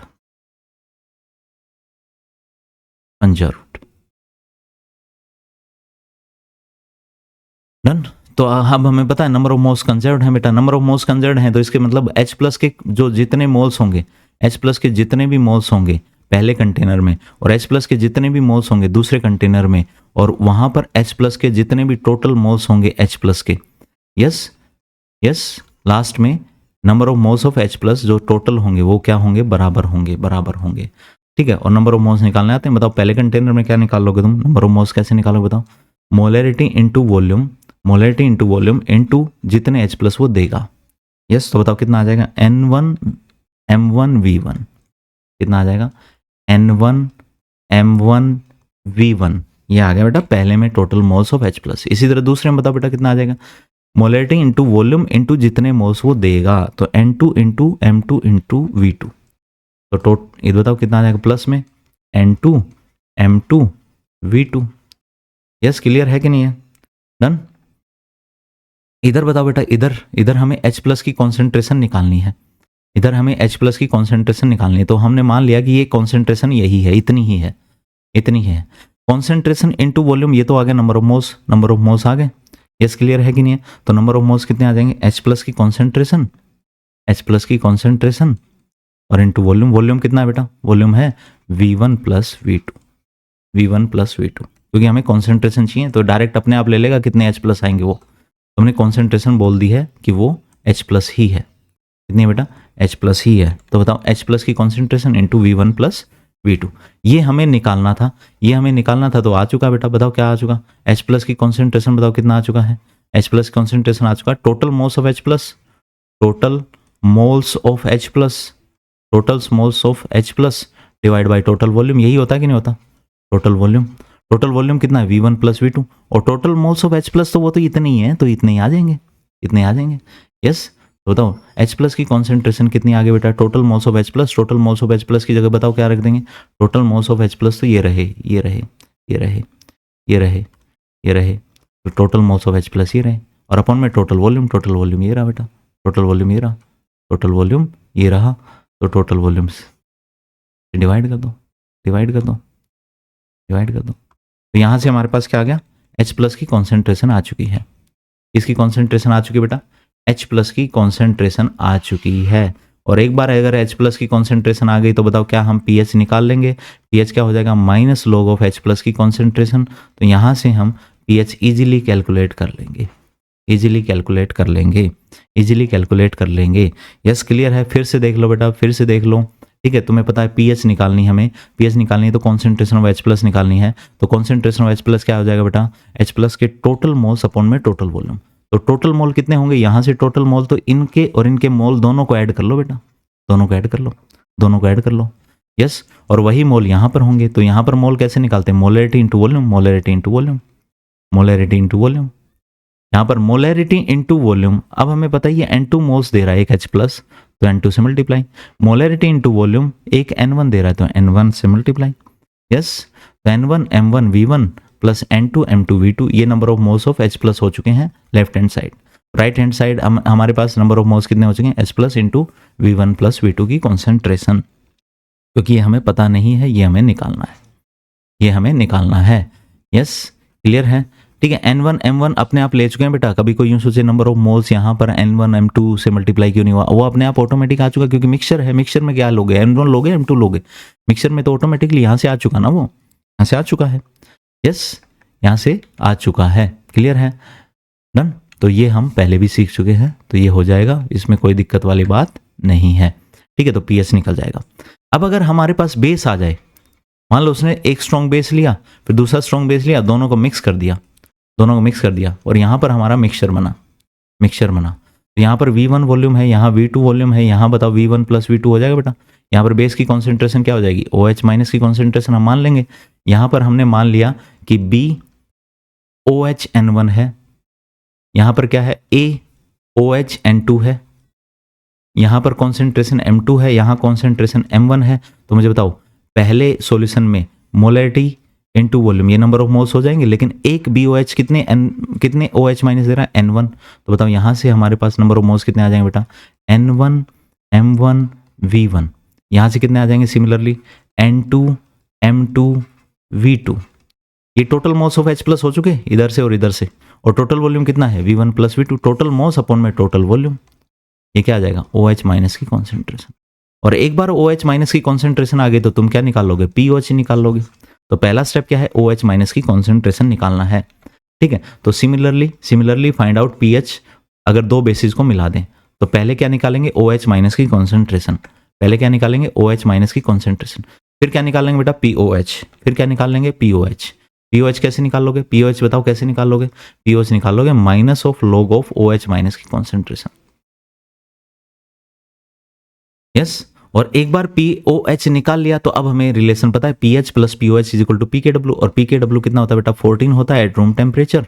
तो अब तुम्हें पता है, देखो POH तुम्हें पता है, PKW की जगह तुमने 14 लिख दिया, तो बताओ PH आ जाएगा कि नहीं आ जाएगा। PH plus POH is equal to 14, ये तुम यहाँ से निकाल ही लोगे, ये तुम यहाँ से निकाल ही चुके हो। तो इसलिए आंसर आ जाएगा PH की टर्म्स में, किसकी टर्म्स में, PH की टर्म्स में। यस, तो ये हमारा था बेटा केस नंबर 2। क्या था, case number 2। Case number 2, case number 2 भी हमने पढ़ लिया है, केस नंबर 2 भी हमने पढ़ लिया है। अब हम बात करेंगे केस नंबर 3 की, किसकी, केस नंबर 3 की। तो हेडिंग डालो case number 3, case number 3, case number 3। Yes, case number 3 में अगर हम बात करें बेटा, केस नंबर 3 में अगर हम बात करें तो mixture of strong acid and strong base, मतलब रिएक्शन हो रही होगी। ये भी हम पढ़ चुके हैं, ये भी हम पढ़ चुके हैं, ये भी हम पढ़ चुके हैं, पहले ही पढ़ चुके हैं। यस, वही सिचुएशन हमने ले ली है बेटा, वही सिचुएशन हमने ले ली है। क्या, वही सिचुएशन क्या ले ली, लेट से हमारे पास एक स्ट्रॉन्ग एसिड है, क्या है बेटा, स्ट्रॉन्ग एसिड है। लेट से हमारे पास एक स्ट्रॉन्ग एसिड है और उसके अंदर हमने मिक्स कर दिया क्या, एक स्ट्रॉन्ग बेस। और मिक्स करने के बाद जो मिक्सचर बना, उस मिक्सचर में बताओ H प्लस की कॉन्सेंट्रेशन अगर अपन निकाल लें और OH माइनस की अगर कॉन्सेंट्रेशन निकाल लें, तो बताओ क्या हम pH निकाल पाएंगे कि नहीं निकाल पाएंगे, निकाल लेंगे। या तो हमारे पास H प्लस आ जाए या OH माइनस आ जाए, pH निकालना है तो H प्लस ही आ जाए तो भी हमारे बात बन जाएगी। वही हमने बोल दिया, इसका वॉल्यूम V1 है, इसका वॉल्यूम V1 है, इसकी मोलैरिटी M1 है, इसकी मोलैरिटी M2 है, इसका वॉल्यूम V2 है। इसका हमने वॉल्यूम बोल दिया बेटा V1 प्लस V2, कितना, V1 प्लस V2। यहाँ पर हमने बोल दिया हमारे पास जो एसिड है वो NHN1A है, और हमारे पास जो बेस है बेटा वो है BOHN2। तो number of moles of H plus बता दो, number of moles of H plus बता दो, पहले कंटेनर में number of moles of H plus, तो वो हो जाएंगे बेटा N1 M1 V1। इसी तरह से number of moles of base OH minus बता दो बेटा, वो हो जाएंगे N2 M2 और V2। यस, क्लियर है। तो अब हमारे पास number of moles of H plus आ चुके हैं, number of moles of OH minus भी आ चुके हैं। तो अब तुम्हें एक बात पता है, अगर हमें मान लो finally concentration of H plus निकालनी है, फाइनली सिचुएशन में कॉन्सेंट्रेशन ऑफ H प्लस निकालनी, तो हम क्या करते हैं, total moles of H plus upon total volume, total moles of H plus upon में टोटल वॉल्यूम तो तुम्हें पता ही है V1 प्लस V2 है। यस, अब total moles of H plus कैसे पता चलेंगे बेटा, यहाँ पर जितने मोल H प्लस के हैं उनमें से कुछ मोल H प्लस के और कुछ मोल OH माइनस के रिएक्ट कर रहे होंगे। यस, अब वो कितने रिएक्ट करेंगे वो अभी देखेंगे। अगर मान लो लेट से हमने कहा कि अगर हमारे पास H प्लस की कॉन्सेंट्रेशन ज़्यादा है, नंबर ऑफ मोल्स हैं H प्लस के ज़्यादा है, इफ केस नंबर 1 बताते हैं बेटा। अब केस बना रहे हैं हम, केस नंबर 1, लेट से हमने कहा ये जो मिक्सचर है, ऊपर जो हमने मिक्सचर बनाया है, उस मिक्सचर में हमारे पास एसिड है, ये हमारे पास बेस है। तो यहाँ पर जो एसिड में H प्लस के मोल्स हैं वो ज़्यादा है, लेट से किससे, बेस वाले मोल्स से, ठीक है। तो किसके मोल्स ज़्यादा हैं? H प्लस के मोल्स ज़्यादा हैं। Number of moles of H plus are greater किससे? Number of moles of OH minus से। तो लेट से मैंने कहा कि H प्लस के 3 मोल हैं, OH माइनस के 2 मोल हैं, तो 3 मोल में से बेटा 2 मोल तो रिएक्ट कर जाएंगे, किससे? 2 मोल से, और 2 मोल से रिएक्ट कर जाएंगे तो फाइनली कितना मोल बचेगा? 1 मोल बचेगा। तो क्या हम यूं लिख सकते थे 3 मोल इसके हैं और 2 मोल उसके हैं, तो क्या नंबर ऑफ मोल्स जिसके ज़्यादा है उसमें से नंबर ऑफ मोल जिसके कम है वो माइनस कर दो, माइनस करने से जो मोल आएगा वो ऑटोमेटिकली H प्लस के मोल्स आ जाएंगे। यस, सही बात है कि नहीं है? यस, तो नंबर ऑफ मोल्स ऑफ अगर H प्लस ज़्यादा है किससे? Number of moles of OH minus से। अगर H प्लस के मोल्स ज़्यादा हैं, अगर H प्लस के मोल्स ज़्यादा हैं, एक बार पेज ऐड कर लेते हैं बेटा, पेज ऐड कर लेते हैं, पेज ऐड कर लेते हैं, पेज ऐड कर लेते हैं बेटा, पेज ऐड कर लेते हैं। यस, अगर number of moles H plus के ज़्यादा हैं तो हम क्या कर लेंगे बेटा? हम क्या कर लेंगे? हम सीधा सीधा हम डिफरेंस निकाल लेंगे। क्या निकाल लेंगे? डिफरेंस निकाल लेंगे। तो H प्लस की कॉन्सेंट्रेशन बताओ क्या हो जाएगी? H प्लस की कॉन्सेंट्रेशन हो जाएगी, यहाँ से डिफरेंस निकाल लो, number of moles of H plus minus number of moles of OH minus, number of moles of H plus minus में number of moles of OH minus और divide by total volume. Total volume कितना आ जाएगा बेटा? V1 plus V2। अब इनको difference करेंगे तो वो हमारे पास एक्सेस मोल जो H प्लस के हैं वही आ जाएंगे। तो H प्लस के मोल कितने थे? ऊपर तुम देख लो, N1 M1 V1 और N2 M2 V2 था। तो बताओ हमारे पास इस सिचुएशन में जब H प्लस की नंबर ऑफ मोल्स ज़्यादा हो किससे? OH माइनस से, तो उस सिचुएशन में बताओ क्या आ जाएगा? N1 M1 V1 minus N2 M2 V2 और divide by V1 plus V2। ये आंसर आ जाएगा, ये आंसर आ जाएगा, ये आंसर आ जाएगा। सिमिलरली अगर मान लो OH माइनस के मोल्स ज़्यादा हो जाएं तो केस नंबर 2, OH माइनस के मोल्स ज़्यादा हो जाएं, OH माइनस के मोल्स ज़्यादा हो जाएं तो number of moles of OH minus है वो ज़्यादा हो गए बेटा किससे? Number of moles of H plus से। तो यहाँ से हम OH माइनस की कॉन्सेंट्रेशन निकाल लेंगे, total moles of OH minus divide by total volume. तो OH माइनस के मोल ही बचेंगे, तो OH माइनस के मोल बचेंगे तो number of moles of OH minus minus में number of moles of H plus और divide by total volume. Total volume कितना है? V1 प्लस V2 और number of moles of OH कितने बेटा? N2 M2 V2 माइनस में N1 M1 V1 upon में V1 plus V2। अब यहाँ से OH माइनस की कॉन्सेंट्रेशन आ गई तो यहाँ से पहले क्या निकाल लेंगे? POH निकाल लेंगे और POH निकाल लेंगे और फिर हमें पता है PH plus POH is equal to PKW room temperature पे इज इक्वल टू 14। तो ये जो POH की वैल्यू है वो लेट से हमारे पास X आ गई बेटा, POH की वैल्यू लेट से हमारे पास कितनी आ गई? X आ गई। तो वो X वैल्यू यहाँ पर रख देंगे तो PH कितना आ जाएगा? PH आ जाएगा 14 माइनस में X, 14 माइनस में X। यस, क्लियर है? तो जब OH माइनस की कॉन्सेंट्रेशन निकाल रहे हैं तो POH निकाल लेंगे और POH निकालने के बाद PH निकाल लेंगे, PH निकाल लेंगे। ऊपर वाले में तो डायरेक्ट PH आ जाएगा क्योंकि H प्लस की कॉन्सेंट्रेशन आ गई तो हमारे पास डायरेक्ट ही PH आ जाएगा। PH क्या हो जाएगा? Minus log of H plus की concentration, minus log of H plus की कॉन्सेंट्रेशन, डायरेक्ट आ जाएगा, डायरेक्ट आ जाएगा। केस नंबर 3, अगर दोनों की कॉन्सेंट्रेशन बराबर हो जाए, केस नंबर 3 अगर दोनों की कॉन्सेंट्रेशन बराबर हो जाए, मतलब दोनों के नंबर ऑफ मोल्स बराबर हो जाए बेटा, नंबर ऑफ कॉन्सेंट्रेशन नहीं, number of moles, yes, number of moles of H plus और number of moles of OH minus अगर बराबर हो जाए, यस, दोनों के नंबर ऑफ मोल्स अगर बराबर हो जाए तो मुझे बताओ, नंबर ऑफ मोल्स दोनों के बराबर हो गए तो मुझे बताओ pH कितना आ जाएगा? बताओ pH कितना आ जाएगा? pH आ जाएगा बेटा 7 न्यूट्रल। 0 कौन कौन सोच रहा था? कमेंट में बताना, कमेंट में बताना। नहीं बताओगे मेरे को पता है, हंस रहे हो तुम, हंस रहे हो। जो हंस रहा है वो 0 सोच रहा था, जो हंस रहा है वो पक्का 0 सोच रहा था बेटा। यस, न्यूट्रल, न्यूट्रल है, दोनों की अगर कॉन्सेंट्रेशन बराबर आ गई है तो बेटा 0 नहीं 7 है pH, क्योंकि वो न्यूट्रल है उस टाइम पर, न्यूट्रल है, न्यूट्रल है। यस, क्लियर है कि नहीं है?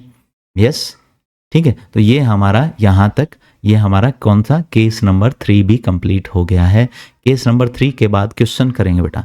पहला क्वेश्चन ये वाला, पहला क्वेश्चन ये वाला, ठीक है, ये क्वेश्चन करेंगे अभी आप, ये क्वेश्चन करेंगे अभी आप, क्वेश्चन करेंगे आप, क्वेश्चन करेंगे। टाइम ले लो अपना, ठीक है, वीडियो रोको और पहला, फिर दूसरा और फिर थर्ड, ये तीनों क्वेश्चन आप करेंगे, ये तीनों क्वेश्चन आप करेंगे।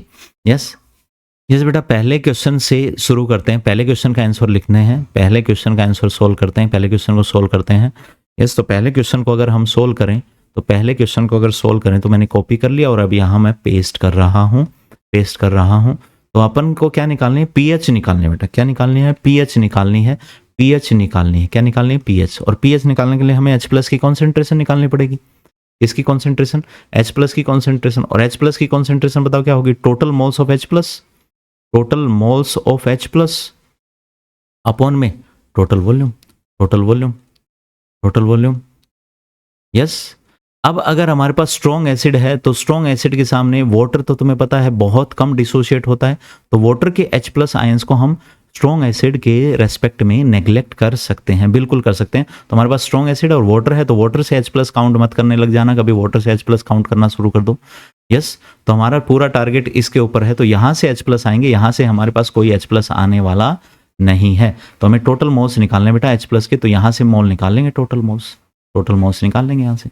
यस। तो बताओ टोटल मोल्स निकाल लेंगे, तो अब तुम्हें पता है टोटल मोल कितने आ जाएंगे बेटा? टोटल मोल आएंगे मिली मोल आएंगे, क्योंकि यहाँ मिलीलीटर है और यहाँ मोलैरिटी है, तो यहाँ से मिली मोल आ जाएंगे। क्या आ जाएंगे बेटा? मिली मोल। और मिली मोल बताओ क्या आ जाएगा? Molarity into volume. वॉल्यूम अगर मिलीलीटर में है और मोलैरिटी में है, तो हमारे पास नंबर ऑफ मिली मोल्स आते हैं। नंबर ऑफ क्या आते हैं बेटा? मिली मोल्स आते हैं। तो यहाँ से number of millimoles H+ क्या आ जाएंगे, और यहाँ से कितने हैं? 0 हैं। यहाँ से कितने हैं? 0 हैं। तो टोटल मिली मोल्स बताओ कितने हो गए? टोटल मिली मोल्स कितने हो गए? Total millimoles of H+। तो मैं लिख रहा हूँ total millimoles of H+, total millimoles of H+, total millimoles of H+। बताओ कितने हो गए बेटा? मोलैरिटी इंटू वॉल्यूम, तो मोलैरिटी कितनी है? 0.01 इंटू 100, तो ये हमारे पास आ गया 1/100 इंटू 100, तो मतलब ये हमारे पास आ गया बेटा 1 मिली मोल। क्या आ चुका? 1 मिली मोल। अब मुझे बताओ H+ की कॉन्सेंट्रेशन क्या होगी? टोटल मिली मोल्स अपॉन में, टोटल मिली मोल्स अपॉन में, टोटल मिली मोल्स अपॉन में ऑफ H+ अपॉन में total volume of solution, total volume of solution या mixture in millilitre, in millilitre. Total millimole कितने हैं बेटा? 1 मिली मोल। और नीचे वॉल्यूम बताओ मिलीलीटर में कितना आ जाएगा? 100 प्लस में 400, तो 1/400। तो ये हमारे पास H+ की कॉन्सेंट्रेशन आ चुकी है। और H+ की कॉन्सेंट्रेशन आ गई तो अब तुम पीएच निकाल लोगे। बताओ पीएच क्या होता है?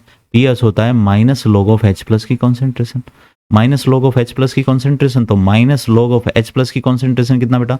1/400। ठीक है, तो माइनस उसके पावर में जाएगा, तो बताओ क्या बन जाएगा? लॉग 1/400 की पावर -1। यस। तो मुझे बताओ ये कितना आ जाएगा? log 400।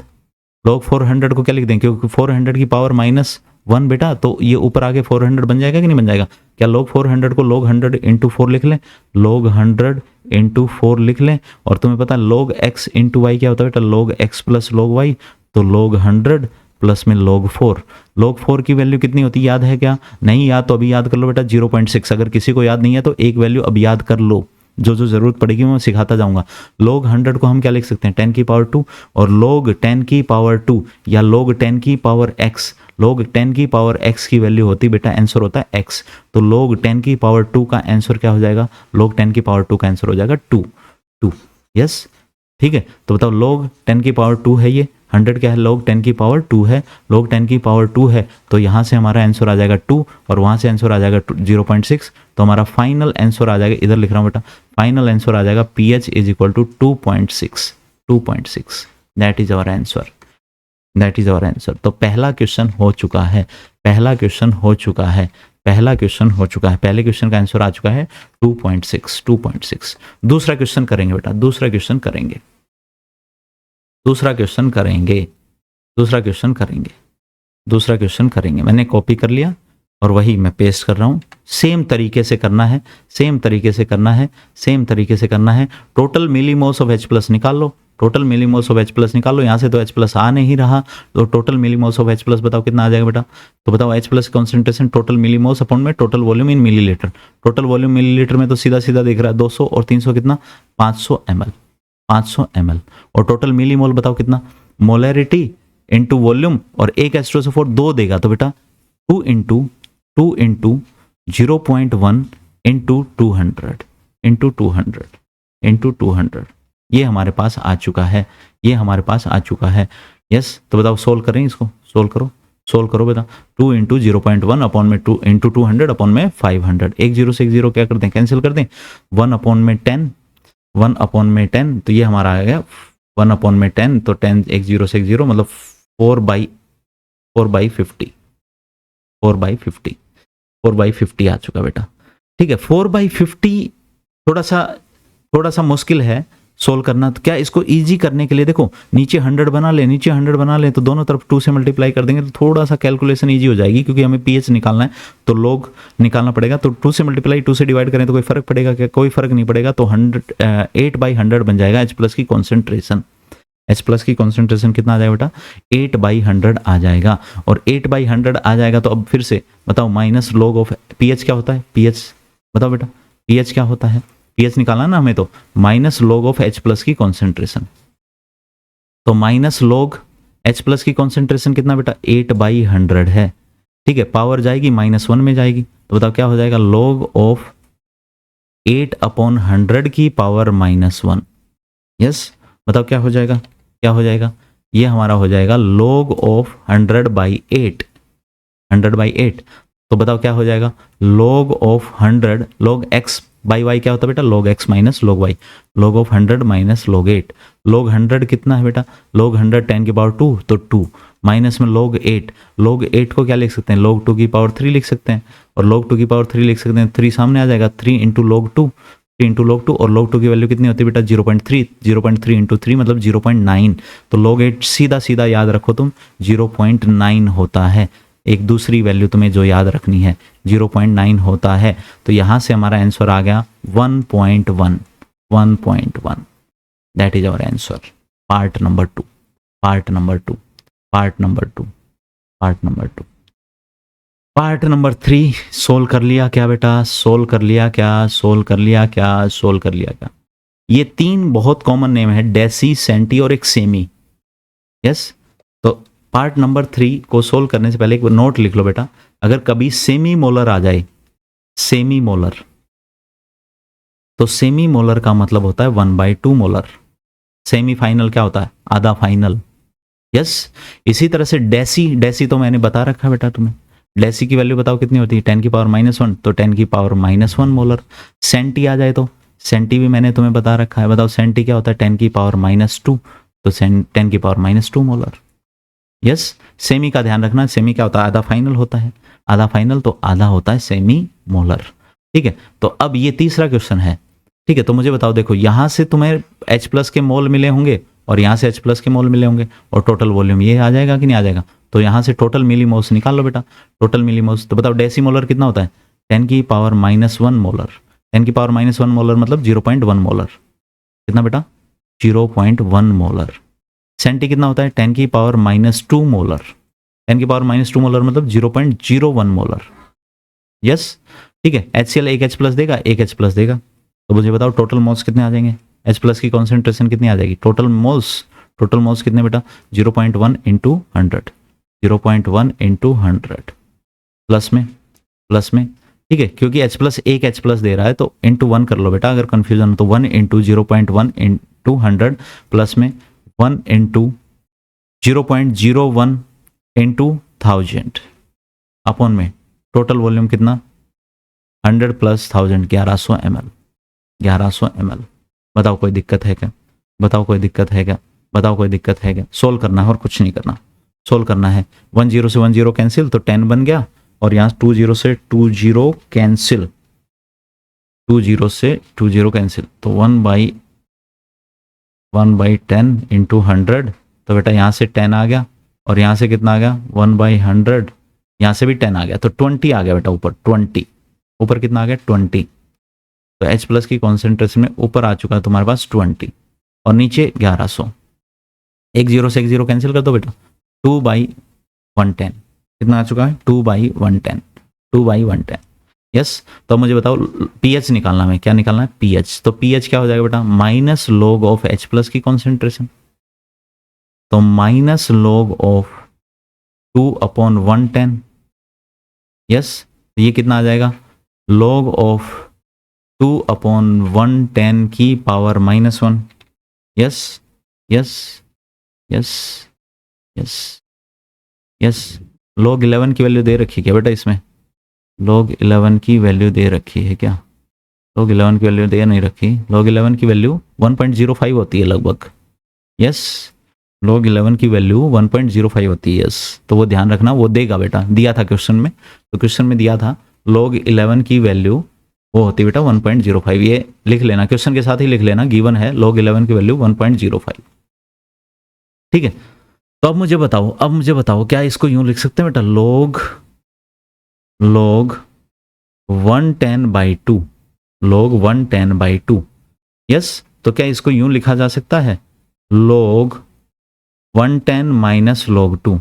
और log 110 को क्या लिख सकते हैं बेटा, log 110 को यूं लिख सकते हैं, log 10 इंटू 11 माइनस में log 2। यस, तो log 10 इंटू 11 क्या लिख सकते हैं, log 10 plus log 11, log 10 plus log 11 और माइनस में log 2। यस, log 10 की वैल्यू सबको पता है बेटा, 10 की पावर 1 है तो 1 आएगा, 10 की पावर 1 है तो 1 आ जाएगा। log 11 की वैल्यू गिवन है 1.05 देगा वो, और log 2 की वैल्यू तुम्हें पता होनी चाहिए 0.3। देखो तुमने 3 वैल्यू आज याद की हैं, log 2 की, log 4 की और log 8 की। यस, तो log 4 को, log 2 की वैल्यू याद कर लो बेटा 0.3, तो ये ऑटोमेटिक याद हो जाती हैं। याद कैसे हो जाती हैं, log 4 को क्या लिख सकते हैं, log 2 की पावर 2, और ये 2 आगे आ जाता है, ये 2 आगे आ जाएगा तो 2 log 2 हो जाएगा कि नहीं, 2 log 2, और log 2 की वैल्यू कितनी है, ये रही 0.3, 0.3 इंटू 2 बताओ कितना आ गया, 0.6। इसी तरह log 8 को क्या लिख सकते हैं, log 2 की पावर 3, तो ये कितना आ जाएगा 3 इंटू log 2, और log 2 की वैल्यू कितनी 0.3 इंटू 3 कितना 0.9। तो अब ये तुम्हें तीनों वैल्यू डायरेक्टली याद होनी चाहिए, बताओ क्या क्या, log 2 की वैल्यू 0.3, log 4 की वैल्यू 0.6 और log 8 की वैल्यू 0.9, तो 0.3। तो ये हो गया बेटा 2.05 माइनस 0.3 सोल्व करो, 1.75 आंसर, 1.75 आंसर। यस, तो ये तीनों क्वेश्चन हो गए हैं हमारे, ये तीनों क्वेश्चन कंप्लीट हो गए हैं। यस बेटा, ये क्वेश्चन केस नंबर 4 का है, इसको बाद में डिस्कस करेंगे। यस, अब हम पहले हेडिंग डाल लेते हैं केस नंबर 4। हमें केस नंबर 4 में क्या पढ़ना है, केस नंबर 4 में हेडिंग डालो बेटा pH कैलकुलेशन ऑफ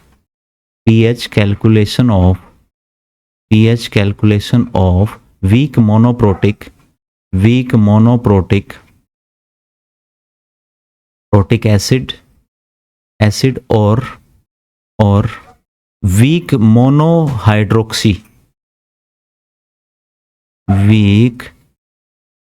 मोनोहाइड्रोक्सी बेस, ये अपना हेडिंग है बेटा, वीक मोनोहाइड्रोक्सी बेस या वीक मोनोप्रोटिक एसिड का पीएच कैलकुलेशन। एक पार्ट अगर अपन समझ लेंगे तो उसी तरह से दूसरा पार्ट भी हो जाएगा। पहले पार्ट से हम H+ की कॉन्सेंट्रेशन निकालते हैं तो दूसरे पार्ट से OH- की, बिल्कुल बात वैसी की वैसी है। फिर यहाँ से हम pH निकाल लेते हैं, यहाँ से हम क्या निकालते हैं, POH निकालते हैं, फिर POH TH plus POH is equal to PKW होता है, वहाँ से हम PH निकाल लेंगे। तो बस यहाँ पर फर्क यही है कि पहले OH- की कॉन्सेंट्रेशन निकाल कर POH निकाला जाता है और फिर POH निकालने के बाद pH निकालते हैं, बस इतना ही फर्क है, बाकी हैं दोनों केस एक जैसे। तो सबसे पहले एक लाइन लिखो बेटा, let's consider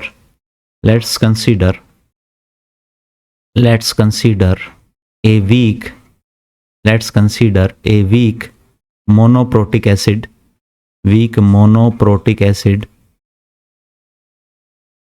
HA, yes, having dissociation constant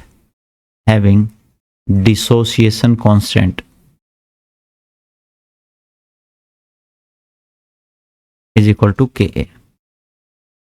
Ka, yes, क्योंकि एसिड है तो हमने ए बोल दिया है, एसिड है तो हमने क्या बोल दिया बेटा, ए बोल दिया। या फिर इसको डिसोसिएशन कांस्टेंट की जगह वो आयनाइजेशन कांस्टेंट भी लिख सकता है, ionization constant is equal to K, उसमें कोई दिक्कत वाली बात नहीं है, यस। एक बार कुछ पेज ऐड कर लेते हैं बेटा, डन, ठीक है। तो लेट से हमने कहा कि हमारे पास जो एसिड है वो HA है, कौन है बेटा, HA एसिड है, कौन है, HA एसिड है। और HA अगर एसिड है तो वो किस में टूट रहा है, H+ में और A- में, यस, क्लियर है।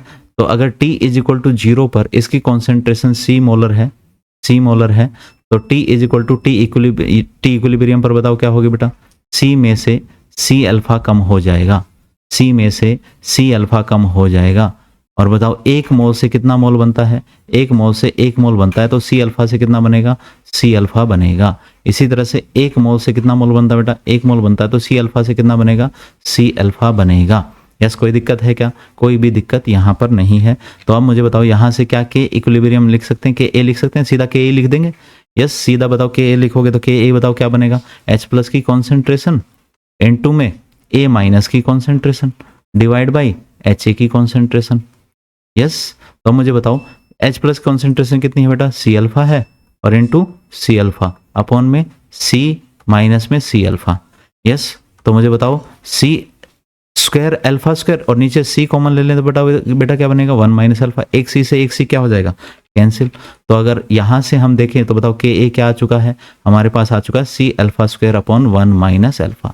और अब कल वाली अप्रोक्सीमेशन तुम्हें याद होगी, बताओ क्या, के ए को अगर कॉन्सेंट्रेशन से डिवाइड करने के बाद हमारे पास अगर ये data less than equal to 10 की पावर -3 आ रहा है तो हम 1 माइनस अल्फा को क्या लिख सकते हैं, 1 माइनस अल्फा को 1 लिख सकते हैं। क्या लिख सकते हैं बेटा, 1 माइनस अल्फा को 1 लिख सकते हैं। तो उस सिचुएशन में के ए क्या आ जाएगा, उस सिचुएशन में क्या ए आ जाएगा, सी अल्फा स्क्वायर बाई 1 आ जाएगा। यस, क्लियर है। तो यहाँ से अल्फा स्क्वायर कितना आ जाएगा बेटा, अल्फा स्क्वायर आ जाएगा के ए बाई सी। ठीक है, तो अल्फा क्या आ जाएगा, अल्फा आ जाएगा स्क्वायर रूट के ए बाई सी, के ए बाई सी। यस, क्लियर है। तो अब मुझे बताओ यहाँ से हमारे पास अल्फा की वैल्यू आ चुकी है, इसको मैंने इक्वेशन नंबर 1 दे दिया बेटा नाम। और अब मुझे बताओ H प्लस की कॉन्सेंट्रेशन कितनी बेटा, H प्लस की कॉन्सेंट्रेशन सी अल्फा है, तो सी सो पहले से पता होगा, सी तो पहले से पता होगा, अल्फा की वैल्यू अभी अभी निकाल ली, तो इसलिए H प्लस की कॉन्सेंट्रेशन की वैल्यू क्या आ जाएगी बेटा, नाउ H प्लस की कॉन्सेंट्रेशन हमारे पास आ जाएगी जो कि हमारे पास थी सी अल्फा। तो बताओ सी तो एज इट इज, अल्फा की जगह क्या रख देंगे, अल्फा की जगह रख देंगे स्क्वायर रूट के ए बाई सी। तो हमारे पास ये डाटा बन जाएगा स्क्वायर रूट के ए इंटू सी। तो हमारे पास H प्लस की कॉन्सेंट्रेशन आ चुकी है बेटा, H प्लस की कॉन्सेंट्रेशन इस सिचुएशन में क्या आ चुकी है, स्क्वायर रूट के ए इंटू सी, स्क्वायर रूट के ए इंटू सी, स्क्वायर रूट के ए इंटू सी। यस यस, ये हमारे पास आ चुकी है स्क्वायर रूट के ए इंटू सी। और अगर H प्लस आ चुका तो क्या अब पीएच कैलकुलेट कर सकते हैं, yes, pH can be calculated, can be calculated, can be calculated. Done. Same इसी तरह से अगर वीक मोनोहाइड्रोक्सी बेस है तो देखो, अगर वीक मोनोहाइड्रोक्सी बेस है BOH है, लेट से BOH है तो वाटर में डालेंगे B प्लस और OH माइनस छूटेगा, वाटर नहीं दिखोगे तो भी कोई दिक्कत नहीं है। ठीक है, तो मुझे बताओ इस तरह से जैसे Ka निकाला उसी तरह Kb निकाल लेंगे। Kb क्या हो जाएगा, B की कॉन्सेंट्रेशन इंटू OH माइनस की कॉन्सेंट्रेशन, तो B प्लस की कॉन्सेंट्रेशन की जगह क्या लिख दिया, C alpha, OH minus concentration की जगह C alpha divide by BOH की कॉन्सेंट्रेशन, उसकी जगह कौन आ जाएगा बेटा, C minus C alpha. C common लेके और कैंसिल कर देंगे तो वही सेम आएगा, जहां पहले Ka आ रहा था उस जगह बस Kb आ गया, बस Kb आ गया। डाटा बिल्कुल सेम आया है, डाटा बिल्कुल सेम आया। अगर Kb बाई सी की वैल्यू 10 की पावर -3 से कम या इक्वल होगी, 10 की पावर -3 से कम या इक्वल होगी, 10 की पावर -3 से कम या इक्वल होगी, बिल्कुल सेम, तो 1 माइनस अल्फा को क्या लिख लेंगे, 1 माइनस अल्फा को 1 लिख सकते हैं। और 1 लिख देंगे तो Kb is equal to C alpha square, तो alpha square is equal to क्या आ गया, Kb बाई सी, तो अल्फा क्या आ गया, square root of Kb by सी। फिर से वही OH माइनस की कॉन्सेंट्रेशन क्या थी बेटा, सी अल्फा थी, सी अल्फा थी, OH माइनस कॉन्सेंट्रेशन क्या थी, सी अल्फा, सी हमें पता होगा, अल्फा अभी अभी निकाल लिया, अल्फा अभी अभी निकाल लिया, तो बिल्कुल सेम डाटा आएगा, बिल्कुल सेम डाटा आएगा, बिल्कुल OH minus concentration square root of Kb into C. अब POH निकाल लेंगे और POH निकालने के बाद अब pH प्लस POH क्या होता है, pKw। इस डाटा को यूज करके हम क्या निकाल सकते हैं, pH can be calculated, pH can be calculated. Yes, अब वो क्वेश्चन करेंगे बेटा, अब वो क्वेश्चन करेंगे। चलो अब ये क्वेश्चन करेंगे, 2 मिनट वेट करो और क्वेश्चन 2 मिनट वीडियो को रोको और ये क्वेश्चन सोल्व करो, क्वेश्चन सोल्व करो। यस बेटा, यस बेटा, क्वेश्चन पढ़ो, इस क्वेश्चन को सोल्व करते हैं। 0.2 molar solution of acetic acid is taken in a vessel, calculate its pH. PH calculate करनी है, इट्स आयनाइजेशन कांस्टेंट वो दे दिया है इतना। तो देखो बेटा तुम्हें क्लियरली दिख रहा है आयनाइजेशन कांस्टेंट एसिड है तो Ka है, Ka by C less than equal to 10 की पावर -3 अगर आएगा तो हमें पता है 1 माइनस अल्फा को हम क्या लिख सकते हैं, 1 लिख सकते हैं। क्या तुम्हें क्लियरली ये दिख रहा है कि ए कितना है, 2 इंटू 10 की पावर -5 डिवाइड बाई 0.2। तो इसका मतलब यस, ये बिल्कुल ये कंडीशन फॉलो कर रहा है। तो इसका मतलब इस क्वेश्चन के लिए हम 1 माइनस अल्फा को क्या लिख सकते हैं, 1 लिख सकते हैं। यस, तो उसने क्या बोला, डिसोसिएशन ऑफ एसिटिक एसिड। क्या बोला बेटा, डिसोसिएशन ऑफ एसिटिक एसिड। ठीक है, तो डिसोसिएशन ऑफ एसिटिक एसिड, तो पहले एसिटिक एसिड का डिसोसिएशन कर दो, कर दो। तुम्हें पता है डिसोसिएशन करेंगे तो एसिटिक एसिड का तो हमारे पास क्या बनेगा, CH3COOH प्लस में CH3COO माइनस प्लस में H प्लस, CH3COO माइनस और प्लस में H प्लस। अगर टाइम 0 पर इसकी हमारे पास C मोलर कॉन्सेंट्रेशन है तो T is equal to T equilibrium पर बताओ क्या हो जाएगी, C minus C alpha gives C alpha C alpha. तो हमारे पास H प्लस की कॉन्सेंट्रेशन निकालनी है, पहले pH निकालनी है तो H प्लस की कॉन्सेंट्रेशन निकालनी है और उसके लिए हमारे पास C अल्फा होना चाहिए। C हमें पहले से ही पता है, मतलब हमारा टारगेट है अल्फा निकालना। क्या निकालना बेटा, अल्फा निकालना। तो हमें पता है Ka क्या हो जाएगा, Ka हमारे पास हो जाएगा एसिटिक एसिड की कॉन्सेंट्रेशन इंटू H प्लस की कॉन्सेंट्रेशन। बताओ क्या लिख देंगे, C alpha into C alpha divide by CH3COH की कॉन्सेंट्रेशन, C कॉमन ले लेंगे तो 1 माइनस अल्फा, एक C से एक C क्या हो गया बेटा, कैंसिल हो गया, C अल्फा स्क्वायर अपॉन में 1 माइनस अल्फा, और 1 माइनस अल्फा को हम 1 लिख सकते हैं, इस केस में बिल्कुल लिख सकते हैं। तो C अल्फा स्क्वायर क्या आ गया बेटा, C अल्फा स्क्वायर आ गया है। क्या आ चुका है, C अल्फा स्क्वायर आ चुका है। ठीक है, तो इसका मतलब Ka is equal to C alpha square आ चुका है। तो C अल्फा स्क्वायर को हम क्या लिख देंगे, Ka के बराबर लिख देंगे। तो अल्फा स्क्वायर क्या आ गया बेटा, Ka बाई C आ गया है। तो यहाँ से हमारे पास अल्फा आ गया square root of Ka by C। Alpha is equal to square root of Ka by C। Alpha is equal to square root of Ka by C। ठीक है, तो अब मुझे बताओ H प्लस की जो कॉन्सेंट्रेशन है वो कितनी है बेटा, वो है C अल्फा। तो C हमारे पास है जो C है मान लो, और अल्फा की वैल्यू ये रही, ये वैल्यू हम यहाँ पर इस अल्फा की जगह रख देंगे। तो बताओ इसकी जगह क्या रख देंगे, square root of Ka by C। तो यहाँ से हमारे पास H प्लस की कॉन्सेंट्रेशन आ चुकी है। तो H प्लस की कॉन्सेंट्रेशन है वो कितनी आ चुकी है बेटा, वो हमारे पास आ चुकी है square root Ka into C।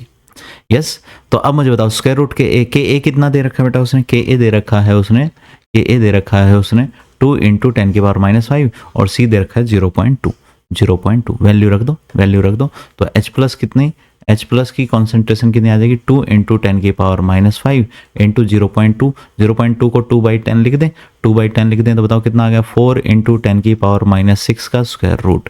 ये हमारे पास कौन आ चुका है बेटा, ये हमारे पास H प्लस आ चुका है। तो H प्लस की हमारे पास वैल्यू आ चुकी है। इसको सोल्व करेंगे तो 2 इंटू 10 की पावर माइनस 3, 2 इंटू 10 की पावर माइनस 3।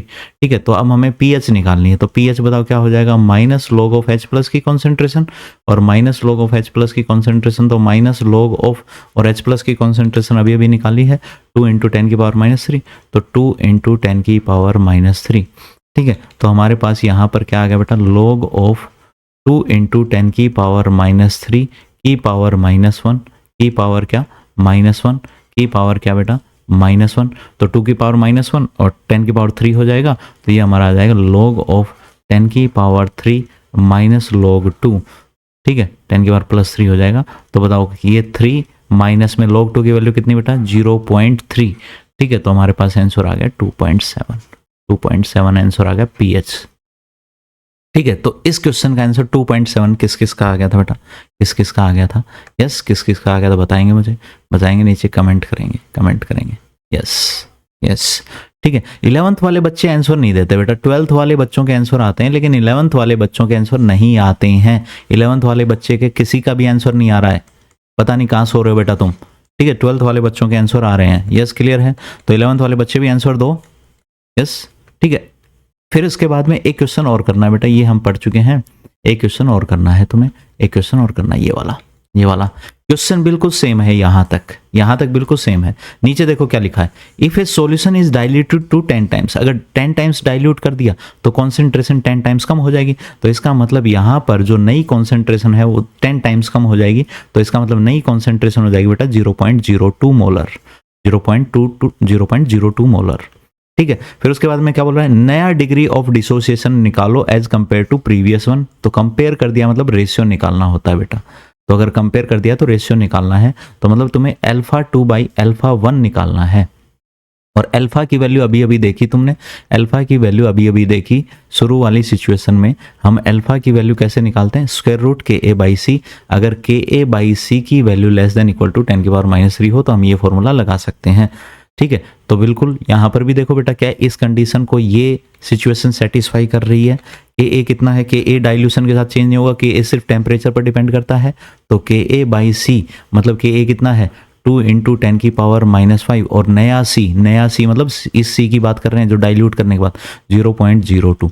0.02। यस, बिल्कुल सेटिस्फाई कर रहा है, इस कंडीशन को अभी भी सेटिस्फाई कर रहा है। और सेटिस्फाई कर रहा है तो इसका मतलब हम ये वाला फॉर्मूला डायरेक्ट लगा सकते हैं, अल्फा इज इक्वल टू क्या, स्क्वायर रूट के ए बाई सी, के ए बाई सी दोनों सिचुएशन में। तो एक बार हम अल्फा 1 लिखेंगे तो यहाँ पर C1 आ जाएगा, और एक बार अल्फा 2 लिखेंगे तो क्या आ जाएगा बेटा, के ए बाई C2 आ जाएगा, के ए बाई C2 आ जाएगा। तो रेशियो निकालना है हमें, सेकेंड डिवाइड बाई 1 कर देंगे तो बताओ कितना आ जाएगा स्क्वायर। इसको हटा देता हूँ, इसको हटा देता हूँ, इसको हटा देता हूँ, अल्फा 2 बाई अल्फा 1 बताओ बेटा कितना आ जाएगा, हमारे पास आ जाएगा के ए बाई C2 का स्क्वायर रूट डिवाइड बाई के ए बाई C1 का स्क्वायर रूट। यस, ये कैंसिल हो गया बेटा, के ए से के ए कैंसिल हो गया, तो हमारे पास अल्फा 2 बाई अल्फा 1 आ चुका है, square root C1 by C2, C1 by C2।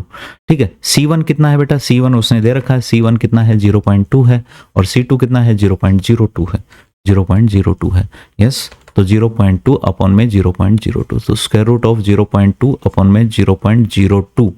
ठीक है, तो ये आ जाएगा बेटा 10, कितना आ जाएगा 10, ऊपर 100 नीचे 10, तो square root of 10, square root of 10, और ये हमारा आंसर आ गया। तो अल्फा 2 बाई अल्फा 1 का जो आंसर है रेशियो वो कितना आ गया बेटा, स्क्वायर रूट बाई 10 आंसर आ चुका है।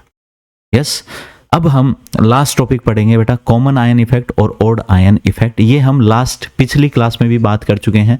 लास्ट क्लास में जो मैंने पेज नंबर 3 दिया था, पेज नंबर 3 पर देखो तुम, कॉमन आयन इफेक्ट और ओड आयन इफेक्ट लिखा है। तो क्या यहाँ पर भी लिखना है, पढ़ना है? Yes, yes. क्यों पढ़ना है बेटा? क्योंकि जो अगला केस है, अगला केस नंबर 5, वो इसी टॉपिक पर डिपेंड करेंगे। जो आगे केस बनेंगे उनमें ये टॉपिक यूज होने वाले हैं। कौन कौन? कॉमन आयन इफेक्ट और odd ion effect. Yes, clear है? तो इसलिए अब ये पढ़ने जरूरी है बेटा। और एक क्वेश्चन मैं तुम्हें भेजूंगा जेई मेंस 2025 का, जेई मेंस 2025 का सबको सोल्व करके भेजना है। 11th वाले सुन लो रे, 11th वाले भेजते नहीं है आंसर, 11th वाले भेजना शुरू करो बेटा answer. Yes, common ion effect. तो हमने कंसीडर कर लिया कोई एच एसिड किस में टूट रहा है बेटा? H+ में और A- में। तो कॉमन आयन इफेक्ट में क्या होगा, हम कोई भी ऐसा सब्सटेंस डालेंगे जो इनमें से कॉमन आयन प्रोड्यूस कर रहा हो। तो लेट्स से हमारे पास एसिड है, H+ दे रहा है, तो हम कोई बाहर से एक एसिड डाल देंगे। एसिड डाल देंगे तो H+ की कॉन्सेंट्रेशन बढ़ जाएगी, और H+ की कॉन्सेंट्रेशन बढ़ जाएगी तो बताओ बैकवर्ड शिफ्ट मिलेगा या फॉरवर्ड शिफ्ट मिलेगा? बैकवर्ड शिफ्ट मिलेगा। और बैकवर्ड शिफ्ट मिलेगा तो डिग्री ऑफ डिसोसिएशन कम हो जाएगा, ज़्यादा हो जाएगा? कम हो जाएगा। ठीक है, यही है कॉमन आयन इफेक्ट। तो लेट्स कंसीडर HA एक weak acid and its dissociation is as following. तो HA एक वीक एसिड है जो कि टूट रहा है H+ में और A- में। Presence of common ion in the solution of weak electrolyte. Weak electrolyte की प्रेजेंस जब डिसोसिएट हो रहा है तो उस वीक इलेक्ट्रोलाइट में अगर हम कोई कॉमन आयन की प्रेजेंस प्रोवाइड करवा दें, presence of common ion in the solution of weak electrolyte, तो अगर कोई वीक कॉमन आयन प्रेजेंट हो गया है तो उस सिचुएशन में उस आयन की कॉन्सेंट्रेशन बढ़ेगी और वो जो इक्विलिब्रियम है वो बैकवर्ड शिफ्ट करेगा। यस, तो presence of common ion into solution of weak electrolyte decreases it's degree of dissociation. क्योंकि H+ की कॉन्सेंट्रेशन बढ़ेगी तो बैकवर्ड शिफ्ट होगा, बैकवर्ड शिफ्ट होगा तो अल्फा घटेगा, और अल्फा घटेगा तो ये क्या है? ये है common ion effect. This effect is called as common ion effect. Yes, clear है क्या? यस बताओ बेटा, यस बताओ। Yes, done. ठीक है, तो हम क्या कह सकते हैं? हम यूँ कह सकते हैं इस सिचुएशन में जब हमसे बाहर से हमने जब H+ की कॉन्सेंट्रेशन बढ़ाई है, तो H+ की कॉन्सेंट्रेशन बढ़ाई है तो इक्विलिब्रियम किस डायरेक्शन में गया है? फॉरवर्ड या बैकवर्ड शिफ्ट? तो बैकवर्ड शिफ्ट हुआ है बेटा। क्या हुआ है? बैकवर्ड शिफ्ट हुआ है। और बैकवर्ड शिफ्ट हुआ है तो बताओ, बैकवर्ड शिफ्ट हुआ है तो मुझे बताओ आयनाइजेशन कम हुआ है, आयनाइजेशन कम हुआ है या बढ़ा है? तो आयोनाइजेशन या डिसोसिएशन कम हुआ है, आयनाइजेशन कम हुआ है, और कम हुआ है तो अल्फा भी कम हुआ है। यस, इसी इफेक्ट को क्या कहते हैं? Common ion effect. इसी तरह से ओड आयन इफेक्ट में क्या होता है बेटा? ओड आयन इफेक्ट में हम कोई दूसरा आयन डालेंगे जो रिएक्ट कर जाए। जैसे H+ है तो H+ से कौन रिएक्ट कर जाता है? OH-। तो हमने कोई बाहर से ऐसा आयन डाला जो प्रोडक्ट में जो आयन है उनमें से रिएक्ट कर जाए किसी से। तो अगर किसी से रिएक्ट कर जाएगा तो उसकी कॉन्सेंट्रेशन क्या हो जाएगी? कम हो जाएगी। रिएक्ट कर गया तो उसकी कॉन्सेंट्रेशन कम हुई तो इक्विलिब्रियम किस तरफ आएगा? फॉरवर्ड शिफ्ट करेगा, और फॉरवर्ड शिफ्ट करेगा तो आयनाइजेशन बढ़ेगा, और आयनाइजेशन या डिग्री ऑफ डिसोसिएशन बढ़ेगा, डिग्री ऑफ आयनाइजेशन या डिग्री ऑफ ऑफ डिसोसिएशन बढ़ जाएगा। डिग्री ऑफ डिसोसिएशन मतलब अल्फा, डिग्री ऑफ आयनाइजेशन मतलब अल्फा बढ़ जाएगा, और इस इफेक्ट को क्या कहते हैं? Odd ion effect. Let's consider वही HA एसिड है, उसका वही डिसोसिएशन हो रहा है। Presence of odd ion in the solution of weak electrolyte. Weak electrolyte में अगर ओड आयन का एडिशन कर दिया जाए तो डिग्री ऑफ डिसोसिएशन बढ़ जाता है, इंक्रीजेज डिग्री ऑफ डिसोसिएशन। और कॉमन आयन में ये डिग्री ऑफ डिसोसिएशन कम हो जाता है। प्रेजेंस ऑफ कॉमन आयन में डिग्री ऑफ डिसोसिएशन कम हो जाता है, डिक्रीजेज डिग्री ऑफ डिसोसिएशन। ठीक है, ओड आयन में डिग्री ऑफ डिसोसिएशन बढ़ जाता है। ठीक है, तो added ion should react product ion से, किसी से प्रोडक्ट आयन से रिएक्ट करना चाहिए। ठीक है, तो उस आयन को हम क्या कहते हैं? ओड आयन कहते हैं बेटा। क्या कहते हैं? Odd ion. जैसे हमने OH माइनस डाला, तो OH माइनस डाला तो किससे रिएक्ट करेगा? H प्लस से रिएक्ट करेगा, और H प्लस से रिएक्ट करेगा तो फॉरवर्ड शिफ्ट होगा, और फॉरवर्ड शिफ्ट होगा तो बताओ क्या अल्फा बढ़ेगा या घटेगा? अल्फा बढ़ेगा। इसी को हम क्या कहते हैं? Odd ion effect.